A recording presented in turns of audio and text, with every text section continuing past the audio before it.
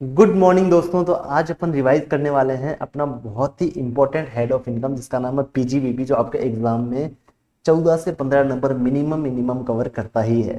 तो सबसे पहले सर इस हेड में कौन कौन सा इनकम टैक्सेबल होता है वो अपन जान लेते हैं। अगर आप कोई बिजनेस या कोई प्रोफेशन करते हैं वहां से आपको प्रॉफिट या लॉस होता है वो आपका इस हेड में टैक्सेबल होने वाला है। आपको कोई नॉन कॉम्पिट फीस देता है, आपको धंधा ना करने का कोई पैसा देता है कि तो भैया धंधा नहीं करेगा तेरे को मैं पैसा दे रहा हूँ, वो भी आपका यहाँ पे टैक्सेबल होने वाला है। आपको कोई इंपोर्ट एंटाइटलमेंट लाइसेंस बेचने से कोई गेन होता है वो भी आपका यहाँ पे टैक्सेबल हो जाएगा। आपको कोई केस असिस्टेंस मिलता है गवर्नमेंट से, आपको कोई केस में इनाम मिलता है गवर्नमेंट से, वो भी आपका क्या हो जाएगा ना, यहाँ पे टैक्सेबल हो जाएगा। आपको कस्टम ड्यूटी या फिर एक्साइज ड्यूटी का रिफंड वगैरह मिलता है वो भी आपका यहाँ टैक्सेबल हो जाएगा। आपको प्रॉफिट होता है on transfer of duty entitlement passbook scheme और ड्यूटी फ्री रिप्लेनिशमेंट सर्टिफिकेट, अगर ये आपको ट्रांसफर करने से अगर आपको गेन होता है वो भी आपका पीजीबीपी हेड में टैक्सेबल हो जाता है। आपको कोई बेनिफिट या परक्विजिट होता है बिजनेस या प्रोफेशन से, फॉर एग्जांपल आप क्या करते हैं ना, सैमसंग के आप डीलर हैं, वहाँ सैमसंग के आप टीवी बेचते हैं, तो आपने बहुत ज्यादा टीवी बेच दिया तो सैमसंग कंपनी ने क्या किया, आपको एक फॉरेन ट्रिप दे दिया, आपको एक फॉरेन ट्रिप फ्री में दे दिया, तो उसका जो वैल्यू होगा ना वो आपका क्या हो जाएगा, पीजीबीपी हेड में टैक्सेबल हो जाएगा। अगर आप किसी फर्म में पार्टनर है तो फर्म से आपको इंटरेस्ट मिलता है, बोनस मिलता है, सैलरी मिलता है, कमीशन मिलता है, वो भी आपका पीजीबीपी एडमिट टैक्सेबल हो जाने वाला है। की मैन इंश्योरेंस पॉलिसी का पैसा मिलता है, आपने मान लीजिए अपने एम्प्लॉइज के लिए की मैन इंश्योरेंस करवा रखा है, वहां से आपको लास्ट में मेच्योरिटी पे पैसा मिलता है, तो वो भी आपका पीजीबीपी एडमिट टैक्सेबल हो जाएगा। आज क्या करते हैं ना, अपने इन्वेंट्री को कैपिटल एसेट में कन्वर्ट करते हैं, अपने इन्वेंट्री को आप कैपिटल एसेट में कन्वर्ट करते हैं, तो जिस दिन आप कन्वर्ट करते हैं उस दिन का फेयर मार्केट वैल्यू क्या होगा ना, आपका पीजीबीपी एडमिट टैक्सेबल हो जाएगा। देन ध्यान रखना, अगर आपका बिजनेस क्या है ना, रेजिडेंशियल प्रॉपर्टीज को रेंट पे देने का अगर आपका बिजनेस है तो आपका हाउस प्रॉपर्टी एड में टैक्सेबल होने वाला है, वो आपका बिजनेस एड में टैक्सेबल नहीं होगा। बट अगर आपका बिजनेस क्या है ना, कॉमर्शियल प्रॉपर्टीज को रेंट पे देने का आपका बिजनेस है तो उससे जो भी रेंट आएगा वो आपका बिजनेस एड में टैक्सेबल होने वाला है। ये अपन हाउस प्रॉपर्टी एड के टाइप में डिस्कस कर चुके हैं। स्पेकुलेशन बिजनेस क्या होता है ना, ऐसा बिजनेस जो सिर्फ वादे का बिजनेस होता है, उसमें एक्चुअल डिलीवरी नहीं होता है, उसको बोलते हैं स्पेकुलेशन बिजनेस।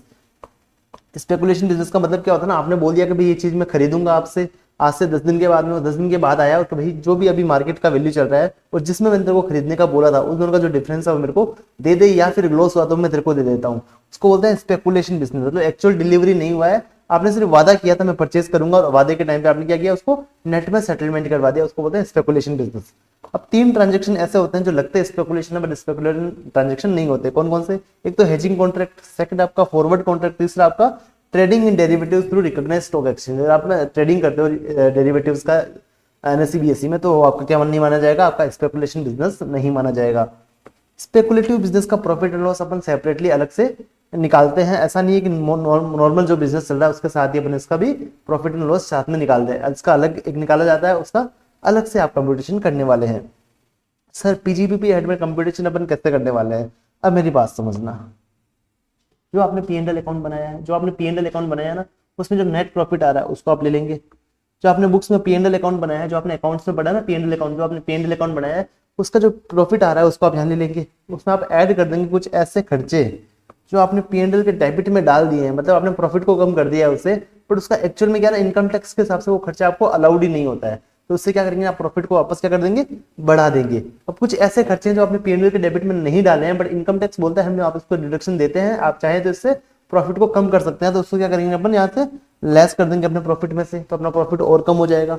अब कुछ ऐसी इनकम है, कुछ ऐसी इनकम है जो आपने क्या किया ना, पीएनएल के क्रेडिट साइड में नहीं डाला है, आपने उसको इनकम को शो नहीं किया है, बट उसको वो इनकम क्या आपकी टैक्सेबल है, आपको शो करना चाहिए था, तो अब क्या करेंगे, उससे अपने प्रॉफिट को बढ़ा देंगे, उसको प्रॉफिट में वापस ऐड कर देंगे। अब कुछ ऐसी इनकम जो आपने पीएनएल क्रेडिट साइड में डाल दिया है पर गवर्नमेंट बोलते है ये एग्जाम्प्ट है, इस पर हम टैक्स नहीं लेंगे, तो क्या करेंगे, उसको आप क्या कर दोगे, वापस उसको लेस कर दोगे, तो आपका जो सेट ऑफ होकर जो इनकम आएगा वो बचेगा आपका income from PGBP. I hope यहाँ तक आप समझ चुके हैं। सर कौन कौन से खर्चे अपन को अलाउड होने वाले हैं, कौन कौन से खर्चे अपन को डिस अलाउड होने वाले हैं, वो अपन को कहाँ देखना है। अब मेरी बात समझना, सेक्शन 32 लेकर 37 तक बात करता है कौन कौन से खर्चे आपको अलाउड हो जाएंगे, उसके आगे के सेक्शन बात करते हैं कौन कौन से खर्चे आपको अलाउड नहीं होने वाले। चलिए सबसे पहले बात करते हैं rent rate taxes repair and insurance. Rent rate taxes repair and insurance of building. अगर आपने बिल्डिंग किराए पे लिया तो आप उसका रेंट पे करते होंगे, क्या आपको अलाउड है या नहीं है। अगर आपने बिल्डिंग के अगेंस्ट में कोई टैक्स पे किया तो क्या आपको अलाउड होगा या नहीं होगा। या आपने कोई रिपेयर का खर्चा पे किया है बिल्डिंग के लिए, क्या वो आपको अलाउड होगा या नहीं होगा। बिल्डिंग का आपने इंश्योरेंस करवाया, उसका प्रीमियम आपको अलाउड है या नहीं है, वो अपन यहाँ पे चेक करने वाले हैं। अब मेरी बात समझना, अगर बिल्डिंग आपकी खुद की है और आप खुद ही खुद को रेंट दे रहे हैं तो वो आपको अलाउड नहीं होगा। अगर एसएससी ओनर है उस बिल्डिंग का तो आपको रेंट अलाउड नहीं होता है। अगर एसएससी ओनर नहीं है उस बिल्डिंग का तो उसको रेंट अलाउड हो जाएगा, उसने कोई टैक्स पे किया वो उसको अलाउड हो जाएगा, उसने कोई इंश्योरेंस करवाया है बिल्डिंग का वो भी उसको अलाउड हो जाएगा, उसका प्रीमियम उसको अलाउड हो जाएगा। बट रिपेयर के केस में आपको ध्यान रखना है, रिपेयर दो टाइप का होता है, एक होता है आपका कैपिटल रिपेयर, दूसरा होता है आपका या रेवेन्यू रिपेयर। तो रेवेन्यू रिपेयर तो आपको अलाउड हो जाता है, तो आपने कोई छोटा मोटा खर्चा किया वो आप पीएनएल में ले जा सकते हो, आपको अलाउड हो जाएगा। बट जो कैपिटल रिपेयर है वो आपको पीएनएल में अलाउड नहीं होता है, उसको आप क्या करेंगे ना, एसेट की कॉस्ट में आप ऐड कर सकते हैं, उस पर आप डेप्रिसिएशन ले सकते हैं, बट आपको ये एज अ डिडक्शन आपकी अलाउड नहीं होने वाला। आई होप आपको यहाँ तक समझ में आया। Repair and insurance of plant and machinery और फर्नीचर, जो सेम टू सेम अपने पढ़ा ना बिल्डिंग के केस में, सेम टू सेम अपना प्लांट एंड मशीनरी और फर्नीचर के केस में भी अप्लाई होता है। अगर आपने फर्नीचर प्लांट एंड मशीनरी का रेंट पे किया आपको अलाउड हो जाएगा, कोई टैक्स पे किया आपको अलाउड हो जाएगा, इंश्योरेंस अगर आपने पे किया तो आपको अलाउड हो जाएगा, और रिपेयर में आपको रेवेन्यू रिपेयर अलाउड हो जाएगा, आपको कैपिटल रिपेयर यहाँ पे अलाउड नहीं होने वाला है। चलिए आपको बस इतना याद रखना, जितना मैं बता रहा हूँ आपको बस उतना याद रखना, बाकी आपको सारा काम बन जाने वाला है। डेप्रिसिएशन की बात करते हैं। डेप्रिसिएशन आपने अकाउंट्स में पढ़ा होगा, डेप्रिसिएशन क्या होता है ना, एसेट की वैल्यू को अपन कम करते हैं ईयर बाय ईयर। तो क्या सर इनकम टैक्स में डेप्रिसिएशन निकालना मैंडेटरी है या ऑप्शनल है? आंसर इज डेप्रिसिएशन क्लेम करना आपके लिए मैंडेटरी है। आपके लिए क्या है, मैंडेटरी है। अगर एसएससी के पास डेप्रिशिएबल एसेट है तो कंडीशन क्या क्या सेटिस्फाई करनी पड़ेगी डेप्रिसिएशन क्लेम करने के लिए? सबसे पहली बात तो एसएससी के पास एसेट होना चाहिए, एसएससी के पास एसेट होना चाहिए। अब चाहे वो एसेट पूरा उसका हो या फिर उसका पास पार्टली एसेट हो तो भी चल जाएगा, बट उसके पास एसेट होना चाहिए। सेकंड, वो एसेट आपके बिजनेस एंड प्रोफेशन के लिए यूज होना चाहिए, वो आपका बिजनेस एंड प्रोफेशन के लिए यूज होना चाहिए, वो एक्टिव यूज हो चाहे पैसिव यूज हो कोई दिक्कत नहीं है। जैसे फायर एक्सटिंग्विशमेंट है तो उसको अपन रख के रखते हैं, ऐसा थोड़ी है उसको यूज करने के लिए अपन दुकान को आग लगा देंगे, ऐसा तो नहीं होता ना, बट वो रेडी टू यूज तो है ना, तो उसका अपन को डेप्रिसिएशन यहाँ पे मिल जाने वाला है। अगर अपना एसेट बिजनेस में 180 दिन से कम यूज होता है उस साल में, मतलब अपने उसको जब परचेज किया, जब उसको अपने पुट टू यूज किया, वहां से वो ईयर एंडिंग तक 180 दिन से कम बचे हुए हैं, मतलब कम यूज हुआ है, तो आपको हाफ रेट ऑफ डेप्रिसिएशन मिलेगा। मतलब अगर आपको एसेट पे आपको 15% डेप्रिसिएशन मिलता है तो आपको 7.5% ही मिलने वाला है। सर 7.5 मतलब अगर आपने 31 मार्च को भी परचेज किया ना तो भी आपको 7.5% डेप्रिसिएशन मिल जाएगा। इसमें नंबर ऑफ डेज से कोई मतलब नहीं होता, इसमें इतना देखना होता है कि एसेट 180 दिन से ज्यादा यूज हुई है या फिर 180 दिन से आपकी कम यूज हुई है। डेप्रिसिएशन अलाउड किसको होगा? ओनली ओनर को अलाउड होता है। अगर मान लीजिए किसी ने किराए पे ले रखा आपका एसेट तो उस किराएदार को एसेट अलाउड नहीं, एसेट का डेप्रिसिएशन अलाउड नहीं होगा, ओनली एंड ओनली ओनर को ही अलाउड होने वाला है। इन केस ऑफ लीज में, लीज का जब केस होता है ना तो लेसर को अपना डेप्रिसिएशन अलाउड होता है।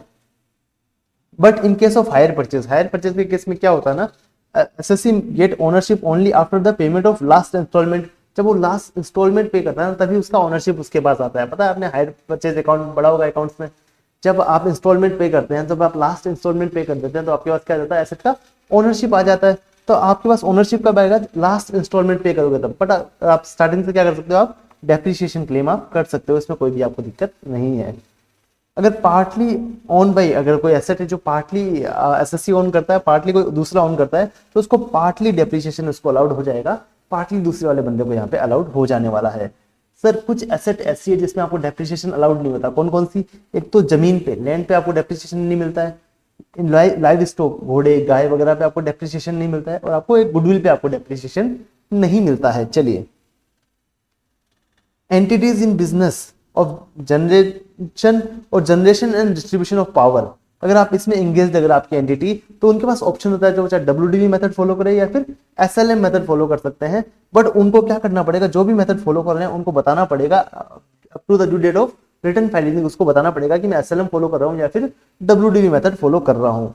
अब एक टर्म आता है एडिशनल डेप्रिसिएशन। एडिशनल डेप्रिसिएशन एक वर्ड आता है, ध्यान रखना सर, एडिशनल डेप्रिसिएशन क्या होता है? आपको नॉर्मल डेप्रिसिएशन मिलेगा, उसके ऊपर आपको और डेप्रिसिएशन मिलेगा। एक गवर्नमेंट बोलती है अगर आप न्यू प्लांट एंड मशीनरी खरीदते हो और आप मैन्युफैक्चरिंग एंटिटी हो, अगर आप मैन्युफैक्चरिंग एंटिटी हो और new plant and machinery purchase करते हो तो न्यू प्लांट एंड मशीनरी पे आपको नॉर्मल डेप्रिसिएशन तो हम देंगे जो आपको हर साल मिलेगा, पर हमको जिस दिन आपने, जिस साल में आपने खरीदा है ना, उस सिर्फ उस पर्टिकुलर ईयर में आपको एडिशनल डेप्रिसिएशन और देंगे एट द रेट ऑफ 20%। मतलब अगर आपने 1 लाख का मशीन परचेज किया है तो आपको नॉर्मली 15,000 तो मिलने ही वाला डेप्रिसिएशन जो आपको हर साल 15% मिलता है, हम आपको इस साल में, जिस साल में परचेज किया उस साल में आपको 20% और देने वाले हैं, 20,000। मतलब आपका ज्यादा आपको डेप्रिसिएशन आपको क्लेम करने के मिलेगा, आपका प्रॉफिट और कम हो जाएगा, आपको कम अमाउंट पे टैक्स पे करना पड़ेगा। ये बेनिफिट देने के लिए गवर्नमेंट ने एक प्रोविजन निकाला, एडिशनल डेप्रिसिएशन। ये किस पे मिलेगा, न्यू प्लांट एंड मशीनरी पे मिलेगा, but plant and machinery exclude ship and aircraft, मतलब अगर पानी का जहाज है, हवाई का जहाज है, उन दोनों पे आपको ये एडिशनल डेप्रिसिएशन नहीं मिलने वाला है। ये उन्हीं एसएससी को मिलेगा जो इंगेज्ड है किसमें, मैन्युफैक्चरर या प्रोडक्शन ऑफ एनी आर्टिकल और थिंग में इंगेज्ड है, उन्हीं को मिलने वाला है, या फिर वो जस्ट जनरेशन और ट्रांसमिशन और डिस्ट्रीब्यूशन ऑफ पावर में इंगेज्ड है, उन्हीं को सिर्फ एडिशनल डेप्रिसिएशन यहाँ पे मिलने वाला है। और ध्यान रखना जो ये है ना जनरेशन ट्रांसमिशन और डिस्ट्रीब्यूशन ऑफ पावर वाले में, इनके पास ऑप्शन था ना एसएलएम और डब्ल्यूडीवी का, पता है, तो अगर ये एसएलएम मेथड फॉलो करते हैं तो इनको एडिशनल डेप्रिसिएशन नहीं मिलेगा, अगर ये सिर्फ क्या करते हैं डब्ल्यूडीवी मेथड फॉलो करते हैं तभी इनको एडिशनल डेप्रिसिएशन यहाँ पे मिलने वाला है। आई होप आपको यहाँ तक समझ में आया। एडिशनल डेप्रिसिएशन में सेम बात, अगर आपने 180 दिन से कम यूज किया एसेट को तो आपको half rate of additional depreciation मिलेगा, और जो हाफ बच गया है ना आपका इस साल का वो आपको अगले साल में मिल जाएगा। और एडिशनल डेप्रिसिएशन आपको सिर्फ एक ही बार मिलता है ना, एक ही साल में, नए वाले साल में। अगर उस साल में अगर आपको हाफ मिला तो आपको अगले साल में वो हाफ और मिल जाएगा, उसके बाद आपको एडिशनल डेप्रिसिएशन नहीं मिलेगा। ठीक है, आई होप आपको यहाँ तक समझ में आया। अगर आप 115 बीएससी फॉलो करते हैं तो आपको क्या नहीं मिलेगा, एडिशनल डेप्रिसिएशन आपको नहीं मिलेगा। सीए इंटर लेवल पे ये लाइन आप हटा दोगे, ये आपके लिए जरूरत नहीं है। ओनली आप 115 बीएससी अगर आप फॉलो करते हैं तो आपको एडिशनल डेप्रिसिएशन यहाँ पे नहीं मिलने वाला है। Additional depreciation will not be allowed if whole cost of asset allowed as deduction. मेरी बात समझना, आगे अपन सेक्शन पढ़ेंगे 35 साइंटिफिक रिसर्च वगैरह, उसमें क्या होता है ना 35 एडी वगैरह है, इसमें क्या होता है ना आपको पूरी एसेट की कॉस्ट आप पीएनएल में ले जा सकते हो। तो अगर आपने पूरे एसेट की कॉस्ट अगर पीएनएल में ले चुके हो आप, तो आपको उसका डेप्रिसिएशन भी नहीं मिलेगा और आपको एडिशनल डेप्रिसिएशन भी उसके केस में आपको नहीं मिलने वाला है। अगर आप एसएलएम फॉलो करते हैं तभी आपको एडिशनल डेप्रिसिएशन नहीं मिलता है। अब ध्यान रखना सर, प्रिंटिंग एंड पब्लिशिंग को भी क्या मानेंगे अपन, मैन्युफैक्चरिंग मान लेंगे। अगर इस बिजनेस में अगर आप इंगेज्ड हो तो भी आपको क्या मिल जाएगा, एडिशनल डेप्रिसिएशन आपको मिल जाएगा। पर ध्यान रखना सर, मैंने प्लांट एंड मशीनरी बोला तो पता कंप्यूटर वगैरह भी प्लांट एंड मशीनरी में आता है, बट अगर आपने प्लांट एंड मशीनरी कहाँ इंस्टॉल करवाया है, अगर आपने इंस्टॉल करवाया है ऑफिस में, ऑफिस प्रीमाइसेस में आपने इंस्टॉल करवाया है, या फिर रेजिडेंशियल अकोमोडेशन में आपने इंस्टॉल करवाया है, तो इस केस में जो भी एसेट आपने यहाँ पे इंस्टॉल करवाई है, कहाँ पे, अपने ऑफिस में या फिर अपने घर पे, तो उन जहां पे भी आपने इंस्टॉल करवाया है उसके केस में आपको एडिशनल डेप्रिसिएशन नहीं मिलता है। क्या लिखा है मेरी बात समझना, additional depreciation shall not be allowed if machine and plant installed in office premises या रेजिडेंशियल अकोमोडेशन और इन एनी गेस्ट हाउस। अगर घर में करवाया है या फिर आपने ऑफिस में करवाया है इंस्टॉल, तो आपको एडिशनल डेप्रिसिएशन यहाँ पे नहीं मिलता है।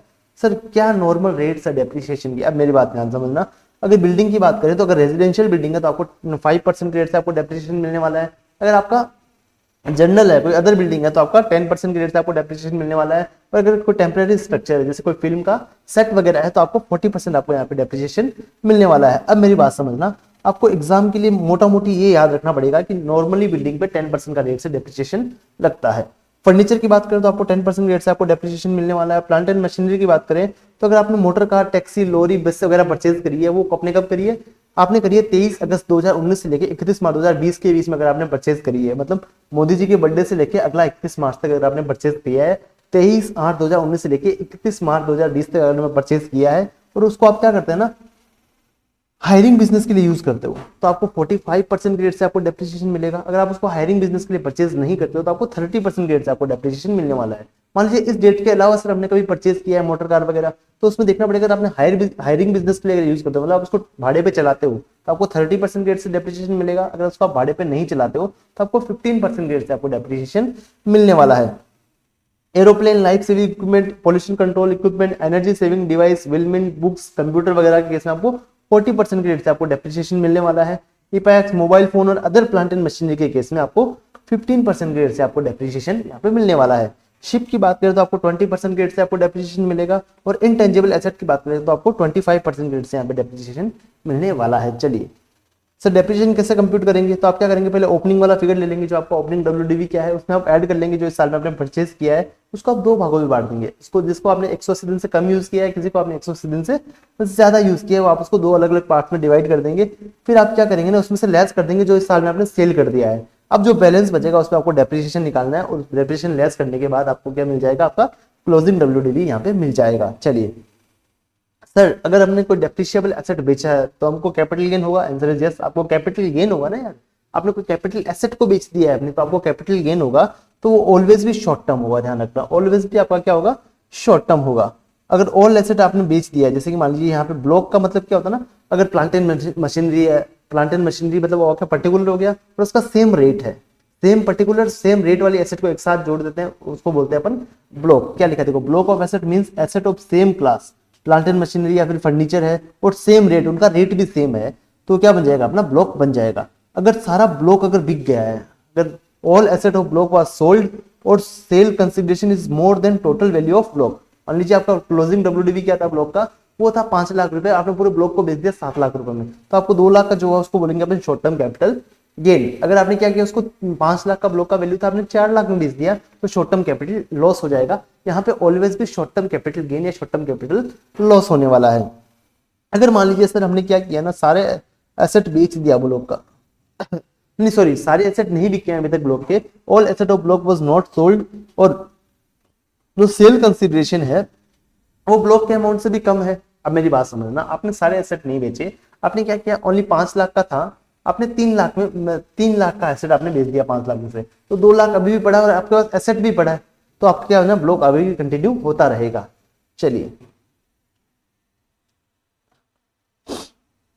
अब मेरी बात समझना, सर ब्लॉक में अगर एसेट पड़ा है, तो मान लीजिए सर ब्लॉक में एसेट पड़ा है, हमारे अभी तक एसेट पड़ा है, हमने क्या किया, उसके प्राइस से भी ज्यादा में बेच दिया, हमारे पास 5 लाख का पड़ा है, हमारा ब्लॉक कितने का है अभी, डब्ल्यूडी हमारा 5 लाख का है, इसमें 5 एसेट थी, हमने 4 एसेट बेचे, वो बेच दिया हमने 6 लाख रुपए में, तो यहाँ पे अभी भी एक एसेट बाकी है, पर अपने क्या हुआ ना, 1 लाख का यहीं पे गेन हो गया, तो इसको अपन बोल देंगे शॉर्ट टर्म कैपिटल गेन बोल देंगे। यहाँ पे अपना ब्लॉक क्या हो जाएगा, कंटिन्यू होना बंद हो जाएगा, क्योंकि अपने पास एसेट का प्राइस ही नहीं है, ब्लॉक अपना जीरो हो जाएगा यहाँ पे। अब मेरी बात समझना है, क्या देखो, अब यहाँ पे मैंने एग्जांपल दे रखा है, क्या देखा है, block 1 and 2 all asset was sold, सारी एसेट बिक गई है, अब बिक गई है तो आपको कैपिटल गेन या लॉस हो जाएगा। थर्ड में क्या हुआ ना, सारी एसेट नहीं बिकी है, बट क्या हुआ ना, अपना ब्लॉक का वैल्यू था कितना था, अपना ब्लॉक का वैल्यू था 10,000 रुपए, और अपने क्या किया 12,000 में उसमें से कुछ एसेट को बेच दिया, तो अपने को 2,000 का क्या हो जाएगा, शॉर्ट टर्म कैपिटल गेन हो जाएगा। अपना यहाँ पे ब्लॉक क्या हो जाएगा, बंद हो जाएगा। यहाँ पे अपना 10,000 ब्लॉक था और 8,000 में अपने बेचे कुछ एसेट को, अभी भी एसेट बाकी है, और अपना 2,000 का ब्लॉक भी बाकी रह जाएगा। यहाँ पे एक बार इस एग्जाम्पल को वापस देख लेंगे, आपका सारा काम बन जाने वाला है। चलिए अब बात करते हैं एक्चुअल कॉस्ट का। एक्चुअल कॉस्ट का मतलब क्या होता है ना, वो प्राइस जिस पे आप डेप्रिसिएशन क्लेम करने वाले हो, सर वो तो वही होगा ना जितने अपने एसेट को परचेज किया है, अपना परचेज प्राइस भी अपना एक्चुअल कॉस्ट होगा, बराबर सही बात है, कोई दिक्कत नहीं है उसमें, बट एक परचेज प्राइस में अपन और क्या क्या जोड़ सकते हैं वो देखना है अपना। एक्चुअल कॉस्ट का मतलब होता है, actual cost means all cost incurred for asset up to the date of put to use of such asset. आपने उस एसेट को जब तक पुट टू यूज किया है वहां तक के सारे खर्चे आपके एक्चुअल कॉस्ट में ऐड हो जाएंगे। कौन कौन से होंगे, आपका परचेज का कितना प्राइस लगा था उसका, उसमें आप ऐड कर देंगे इंस्टॉलेशन एंड ट्रांसपोर्टेशन का खर्चा, मशीन को लाने का खर्चा, ट्रायल रन का खर्चा, कोई टैक्स वगैरह जीएसटी वगैरह पे किया, उसका आपने इनपुट क्लेम नहीं किया तो उसको भी आप ऐड कर देंगे।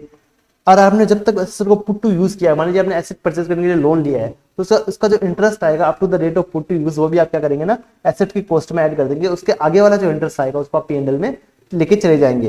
अब आपने ट्रायल रन किया, उसका कॉस्ट आपने ऐड कर दिया, अब ट्रायल रन में कुछ यूनिट्स भी बनी होगी, उसको आपने सेल करके उस सेल कंसिडरेशन भी कमाया होगा, तो उस सेल कंसिडरेशन को अपन क्या करेंगे यहाँ पे लेस कर देंगे। और गवर्नमेंट से अगर कुछ सब्सिडी वगैरह मिला है उस एसेट के लिए, उसको भी अपन यहाँ करेंगे लेस कर देंगे, तो अपने पास आ जाएगा एक्चुअल कॉस्ट, अपने पास यहाँ पे आ जाएगा। अगर आपने एसेट परचेज करने के लिए कभी भी 10,000 से ज्यादा किसी सिंगल पर्सन को सिंगल डे में अगर आपने पेमेंट कर दिया, केस में पे कर दिया, या फिर एक क्रॉस चेक से पे कर दिया, या फिर बेयर चेक से अगर आपने पेमेंट कर दिया है, तो सारा का सारा खर्चा आपका डिसअलाउड हो जाएगा, उसको आप एक्चुअल कॉस्ट में ऐड नहीं कर पाओगे। अगर मान लीजिए आपने क्या किया, आपने 15,000 की मशीन खरीदी और आपने क्या किया, 15,000 पूरा केस में पेमेंट कर दिया उसको सिंगल शॉट में, तो आपको ये 15,000 की मशीन आप एक्चुअल कॉस्ट में ऐड नहीं कर सकते। हाँ, फिक्स एसेट्स में देखिए कि इस पे आप डेप्रिसिएशन आप क्लेम नहीं कर पाओगे। आई होप आपको समझ में आया ये बात। चलिए, और इंटरेस्ट मैंने बताई दिया आपको, पुट टू यूज के बाद वाला इंटरेस्ट आप क्या कर सकते हो, P&L में ले जा सकते हो। अब कुछ एक्सप्लेनेशन दे रखी है, फटाफट से आप इसको समझेंगे। क्या लिखा है, asset transfer from scientific research to regular business. मान लीजिए पहले एसेट जो आपकी थी वो साइंटिफिक रिसर्च में यूज हो रही थी, अब उसको रेगुलर बिजनेस में आप लेके आ रहे हैं, तो जब आपने साइंटिफिक रिसर्च में उसको यूज किया होगा तब आपने उस कॉस्ट को पूरा P&L में लेके चले गए होंगे, आपने उसका पूरा डिडक्शन ले लिया होगा, तो अब उसका कॉस्ट क्या बन जाएगा, इसका कॉस्ट अब बन जाएगा 0। अगर आप क्या करते हो, स्टॉक एंड ट्रेड को क्या कन्वर्ट करते हो कैपिटल एसेट में, जितना आप कन्वर्ट करते हो ना उस का फेयर मार्केट वैल्यू आपका क्या बन जाएगा, क्या बन जाएगा आपका एक्चुअल कॉस्ट बन जाएगा। एसेट रिसीव्ड इन गिफ्ट, अब गिफ्ट वगैरह में मिली है, तो जो प्रीवियस ओनर था आपका उसके हाथ में क्या WDV था, वही आपका एक्चुअल का कॉस्ट बन जाएगा, एसेट का आपका कॉस्ट बन जाएगा। Asset acquired with intention to claim higher depreciation, आपका इंटेंशन ये था कि मैं ज्यादा डेप्रिसिएशन क्लेम करूं, इसलिए आपने एसेट को क्या है परचेज किया है। तो ये जो आपका डिटरमाइन करेगा ना प्राइस, वही आपका एक्चुअल कॉस्ट बन जाएगा। आप क्या करते हो, किसी एसेट को बेच के उससे वापस खरीद लेते हो कि भाई ज्यादा प्राइस में खरीदूंगा तो मेरा एक्चुअल कॉस्ट ज्यादा होगा, मेरे को ज्यादा डेप्रिसिएशन मिलेगा। तो यहाँ पे आपका एक्चुअल कॉस्ट क्या बनने वाला है, आपने जब उसको बेचा था सबसे पहली बार तो आपका WDV क्या था, और जब आपने उसे वापस परचेज किया उसका प्राइस क्या था, विच एवरेज जो लो रहेगा। मान लीजिए आपने उसको पहले बेचा था 2 लाख में, अब उससे वापस खरीदे अब 4 लाख में, तो 2 लाख और 4 लाख विच एवरेज जो लो रहेगा वो आपका एक्चुअल कॉस्ट बन जाएगा।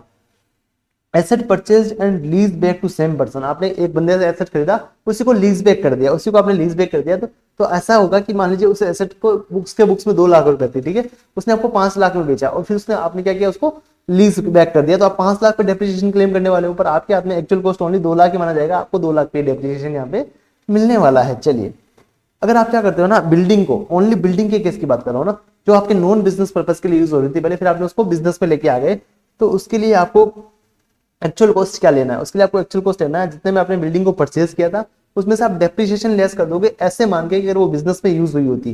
तो आज जो डेप्रिसिएशन का रेट चल रहा है बिल्डिंग का, उससे क्या करोगे ना आप, अगर 5 साल हो गए परचेज किए हुए, तो उसमें से 10% हर साल लेस कर दोगे, और यहाँ पे क्या कर दोगे आप, एक्चुअल कॉस्ट अपना निकाल लोगे। अगर 100% होल्डिंग कंपनी ने सब्सिडरी कंपनी को कुछ एसेट ट्रांसफर किया है, तो उसके केस में क्या होगा ना, जो होल्डिंग कंपनी का WD था वही सब्सिडरी कंपनी के हाथ में एक्चुअल कॉस्ट बन जाएगा। अमलगमेशन और डिमर्जर के केस में क्या होगा ना, जो अमलगमेटिंग कंपनी है, जो डिमर्ज्ड कंपनी है, उसके हाथ में जो WD था एसेट का, वही रिजल्टिंग कंपनी या फिर अमलगमेटेड कंपनी के हाथ में एक्चुअल कॉस्ट बन जाएगा। चलिए नेक्स्ट बात करते हैं, एसेट अगर आपने परचेज किया आउटसाइड इंडिया से, अगर आपने आउटसाइड इंडिया से एसेट परचेज किया है बाय नॉन रेजिडेंट बिजनेस और प्रोफेशन इन इंडिया, बिजनेस या प्रोफेशन इंडिया में करने के लिए, तो जो आपका परचेज कॉस्ट था उस बंदे का नॉन रेजिडेंट का, उसमें से आप डेप्रिसिएशन लेस कर दो कि अगर वो एसेट इंडिया में यूज हुई होती तो ये करने के बाद अपने पास जो बचेगा अपने एक्चुअल कॉस्ट अपना बन जाएगा। अगर आपने क्या किया ना, स्पेसिफाइड बिजनेस 35AD वाले बिजनेस में एसेट को यूज किया है और आपने 8 साल से पहले एसेट को क्या किया है, बेच दिया, तो वहां पे उसके हाथ में PGBP में टैक्सेबल हो जाता है, वो अपन आगे बढ़ने वाले हैं। फिर 8 साल के बाद अगर उसने बेच दिया है, तो आप जिसको बेचा है उसके हाथ में एक्चुअल कॉस्ट क्या होगा, उसके हाथ में एक्चुअल कॉस्ट होगा नील। बायर के हाथ में एक्चुअल कॉस्ट क्या होने वाला है, नील होने वाला है। आई होप आपको यहां तक समझ में आया, आई होप आपको यहां तक समझ में आया। चलिए नेक्स्ट बात करते हैं depreciation for power generating undertaking का।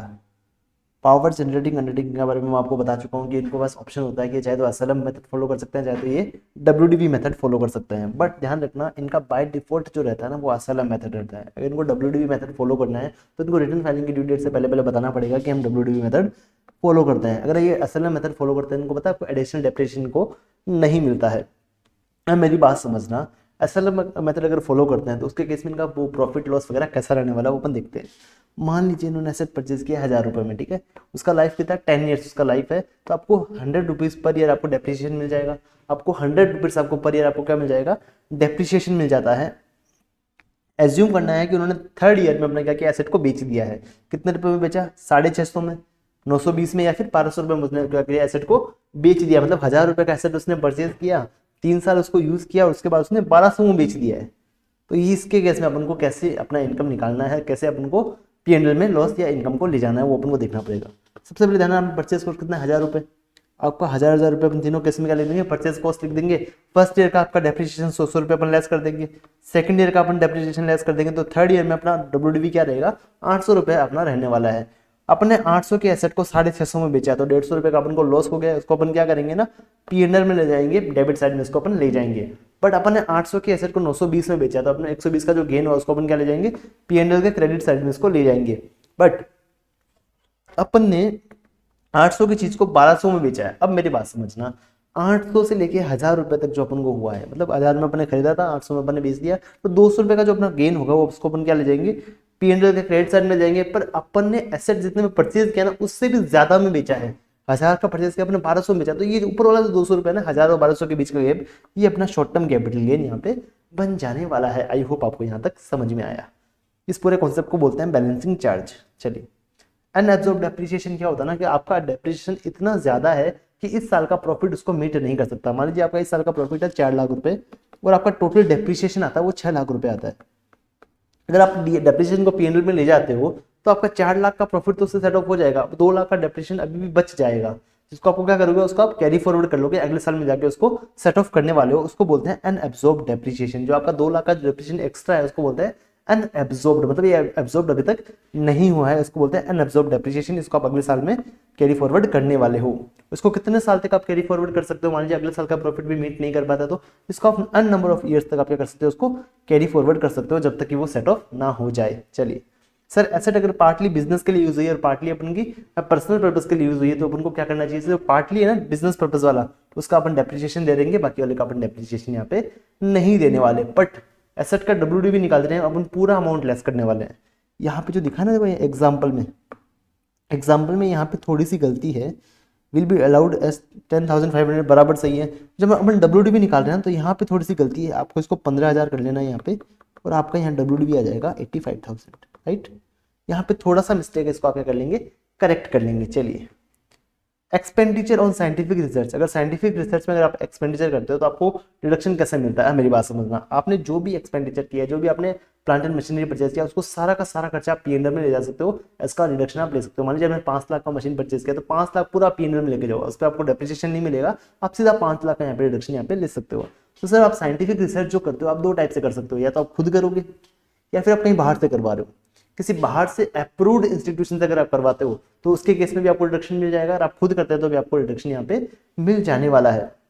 अगर आप खुद करते हो तो खुद तो कैसे भी कर सकते हो, बिजनेस स्टार्ट होने से पहले से भी कर सकते हो, बिजनेस स्टार्ट होने के बाद भी कर सकते हो। अगर आप बिजनेस स्टार्ट होने से पहले अगर आप रिसर्च करते हो, बिजनेस स्टार्ट होने से पहले अगर आप साइंटिफिक रिसर्च करते हो तो आपको मैक्सिमम बिजनेस स्टार्ट होने से 3 साल पहले के खर्चे आपको अलाउड होने वाले हैं, उसके पहले के खर्चे आपको अलाउड नहीं होंगे। तो मतलब आपको बिजनेस स्टार्ट होने से 3 साल पहले के जो भी आप खर्चे करते हो साइंटिफिक रिसर्च के लिए आपको अलाउड हो जाएंगे। कौन कौन से वाले अलाउड होंगे, आपको सारे कैपिटल एक्सपेंडिचर अलाउड हो जाएंगे। आपने जो भी कैपिटल एक्सपेंडिचर किया, जो भी मशीन लगवाया, जो भी बिल्डिंग बनवाया, आपको सब अलाउड हो जाने वाला है एक्सेप्ट लैंड। जमीन का खर्चा छोड़ के, मतलब आपने जमीन खरीदी है साइंटिफिक रिसर्च के लिए, उसका आपको रिडक्शन नहीं मिलेगा, उसको आप P&L में ले जा सकते हैं, बाकी सबको आप क्या कर सकते हो, P&L में ले जा सकते हो। और अगर आपने रेवेन्यू एक्सपेंडिचर किया तो उसमें आपको सिर्फ सैलरी का खर्चा और मटेरियल का खर्चा, जो आपने मटेरियल परचेज किया है रिसर्च के लिए, उसका आपको अलाउड हो जाएगा एक्सपेंडिचर, और आपको सैलरी अलाउड हो जाएगा एक्सेप्ट परक्यूजिट। सैलरी में आपको परक्यूजिट अलाउड नहीं होगा, ओनली सैलरी आपको अलाउड हो जाएगा, और आपको मटेरियल का एक्सपेंडिचर आपको अलाउड हो जाने वाला है इन रेवेन्यू एक्सपेंडिचर। इसके अलावा आपने कोई भी रेवेन्यू एक्सपेंडिचर किया है वो आपको अलाउड नहीं होगा। चलिए, कोई रिपेयर वगैरह का खर्चा वो भी आपको अलाउड नहीं होगा, ओनली सैलरी और मटेरियल आपको रेवेन्यू में अलाउड होगा। कैपिटल में आपको सारे कैपिटल एक्सपेंडिचर अलाउड होने एक्सेप्ट लैंड। सर मान लीजिए अपने बिजनेस स्टार्ट होने के बाद अगर अपने रिसर्च वगैरह करवाया तो आपको सारे कैपिटल एक्सपेंडिचर का आपको रिडक्शन मिल जाएगा एक्सेप्ट लैंड, और सारे रेवेन्यू एक्सपेंडिचर सारे रेवेन्यू मतलब सारे, कैपिटल में ओनली, लैंड को छोड़ के आपको सबका क्या मिल जाएगा, यहाँ पर रिडक्शन आपको मिल जाने वाला है। सर मान लीजिए हमने बाहर से करवाया है, अगर आपने बाहर से करवाया वो अप्रूव्ड इंस्टीट्यूशन है तो आपको जो भी खर्चा हुआ है, कैपिटल हुआ, रेवेन्यू, आपको सारे एक्सपेंडिचर का यहाँ पे रिडक्शन आपको मिल जाने वाला है। और एक पॉइंट यहाँ पे ये भी आता है कि सर मान लीजिए हमने जो खर्चा किया है उसके बाद क्या होना, एकदम से उस इंस्टीट्यूट का अप्रूवल चला गया, वो अप्रूव्ड नहीं रही, क्या हमारा जो अपने खर्चा किया हो हमको डिसअलाउड हो जाएगा? Answer is no. Deduction under section 35 shall not be denied if approval of such institution has been withdrawn after payment of such SSC। आपने पेमेंट कर दिया उसके बाद उसका अप्रूवल चला गया है तो इसमें अपनी गलती तो नहीं है ना, तो अपन को तो क्या मिल जाएगा, उसका रिडक्शन अपन को यहाँ पे मिल जाने वाला है। अब मेरी बात समझना, आपको डेप्रिसिएशन नहीं मिलेगा, ये अपन पहले डिस्कस कर चुके हैं। पूरा आप जब पूरा कॉस्ट ही आप P&L में लेके जा रहे हैं तो आपको किस बात का आपको डेप्रिसिएशन का अलाउड करने वाले हैं यहाँ पे। If land and building purchase, अगर दोनों परचेज किया आपने तो आपको लैंड का पैसा अलग निकालना पड़ेगा, बिल्डिंग आपको अलग करना पड़ेगा, और बिल्डिंग का आप डिडक्शन लेंगे और लैंड का आपको डिडक्शन यहाँ पे नहीं मिलने वाला है। अगर आप क्या करते हैं ना, एसेट को सेल कर देते हैं, 35 में जो आपने डिडक्शन दिया एसेट को अगर आप सेल कर देते हैं तो जो आपका सेल कंसिडरेशन आएगा और जो आपका एक्चुअल में कॉस्ट लगा था, मान लीजिए आपका बिल्डिंग परचेज करने में आपको 5 लाख का कॉस्ट आया था, आपने उसको 6 लाख में बेच दिया। इन दोनों में से जो विच एवरेज जो लोअर है 5 लाख और 6 लाख में से, वो क्या हो जाएगा, आपका PGBP का इनकम बन जाएगा। चलिए, if sale consideration is more than purchase price then such excess amount from purchase cost is considered as capital gain। अब मान लीजिए मैंने कहा ना 5 लाख आपने बिल्डिंग परचेज किया, 6 लाख में आपने बेच दिया, तो 5 लाख तो आपका PGBP एडमेंट टैक्सेबल हो जाएगा, और जो 1 लाख एक्स्ट्रा आपने कमाया वो आपका कैपिटल गेन एडमेंट टैक्सेबल होने वाला है। चलिए, अब बात करते हैं बहुत ही इंटरेस्टिंग सेक्शन का जिसका नाम है सेक्शन 35 AD। अब गवर्नमेंट क्या बोलती है, अगर आप इन बिजनेस में इन्वेस्ट करते हो, अगर इन बिजनेस में अगर आप इन्वेस्ट करते हो तो आपको आपका सारा कैपिटल एक्सपेंडिचर का हम डिडक्शन यहाँ पे दे देंगे। आपको सारा कैपिटल एक्सपेंडिचर को आप P&L में ले जा सकते हो। तो वो क्या लिखा है, 100% deduction allowed for capital expenditure except 3 चीजों को छोड़कर, लैंड, गुडविल और फाइनेंशियल इंस्ट्रूमेंट। लैंड, गुडविल और फाइनेंशियल इंस्ट्रूमेंट को छोड़ के आपको सारे कैपिटल एक्सपेंडिचर का हम आपको क्या दे देंगे, 100% यहाँ पे रिडक्शन आपको दे देंगे। और ये वाला सेक्शन आपके लिए ऑप्शनल रहने वाला है, चाहे तो आप ये सेक्शन फॉलो करो, चाहे तो आप नॉर्मल प्रोविजन से भी आप टैक्स पे कर सकते हैं। अगर आप 35 AD फॉलो करते हैं तो आपको क्या होगा ना, जो भी आपने कैपिटल एक्सपेंडिचर किया उसका आपको 100% रिडक्शन मिल जाएगा अगर आप स्पेसिफाइड बिजनेस करते हो तो स्पेसिफाइड बिजनेस कौन कौन से हैं, अगर आप कोल्ड चेन फैसिलिटी में अगर इंगेज हो बिजनेस में, या फिर आपका होटल है 2 स्टार एंड अबव कैटेगरी वाला, या फिर आपका क्रॉस कंट्री पाइपलाइन का बिजनेस है for distribution of natural gas, petroleum oil वगैरह, आपका वेयर हाउसिंग का बिजनेस है, इसमें आप एग्रीकल्चर प्रोड्यूस और शुगर को स्टोर करवाते हो। ओनली ध्यान रखना एग्रीकल्चर प्रोड्यूस और शुगर वाले की बात कर रहा हूँ, राइट।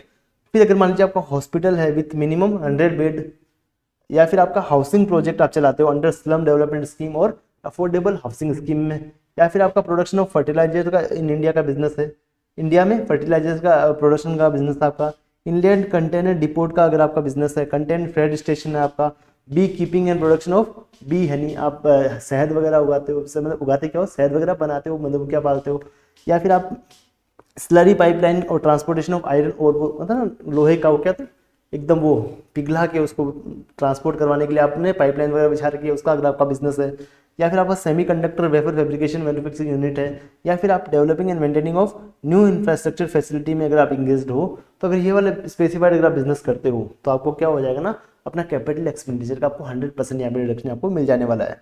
जब आपको कैपिटल एक्सपेंडिचर का 100% रिडक्शन मिलता है तो आपको डेप्रिसिएशन नहीं मिलता है, ठीक है।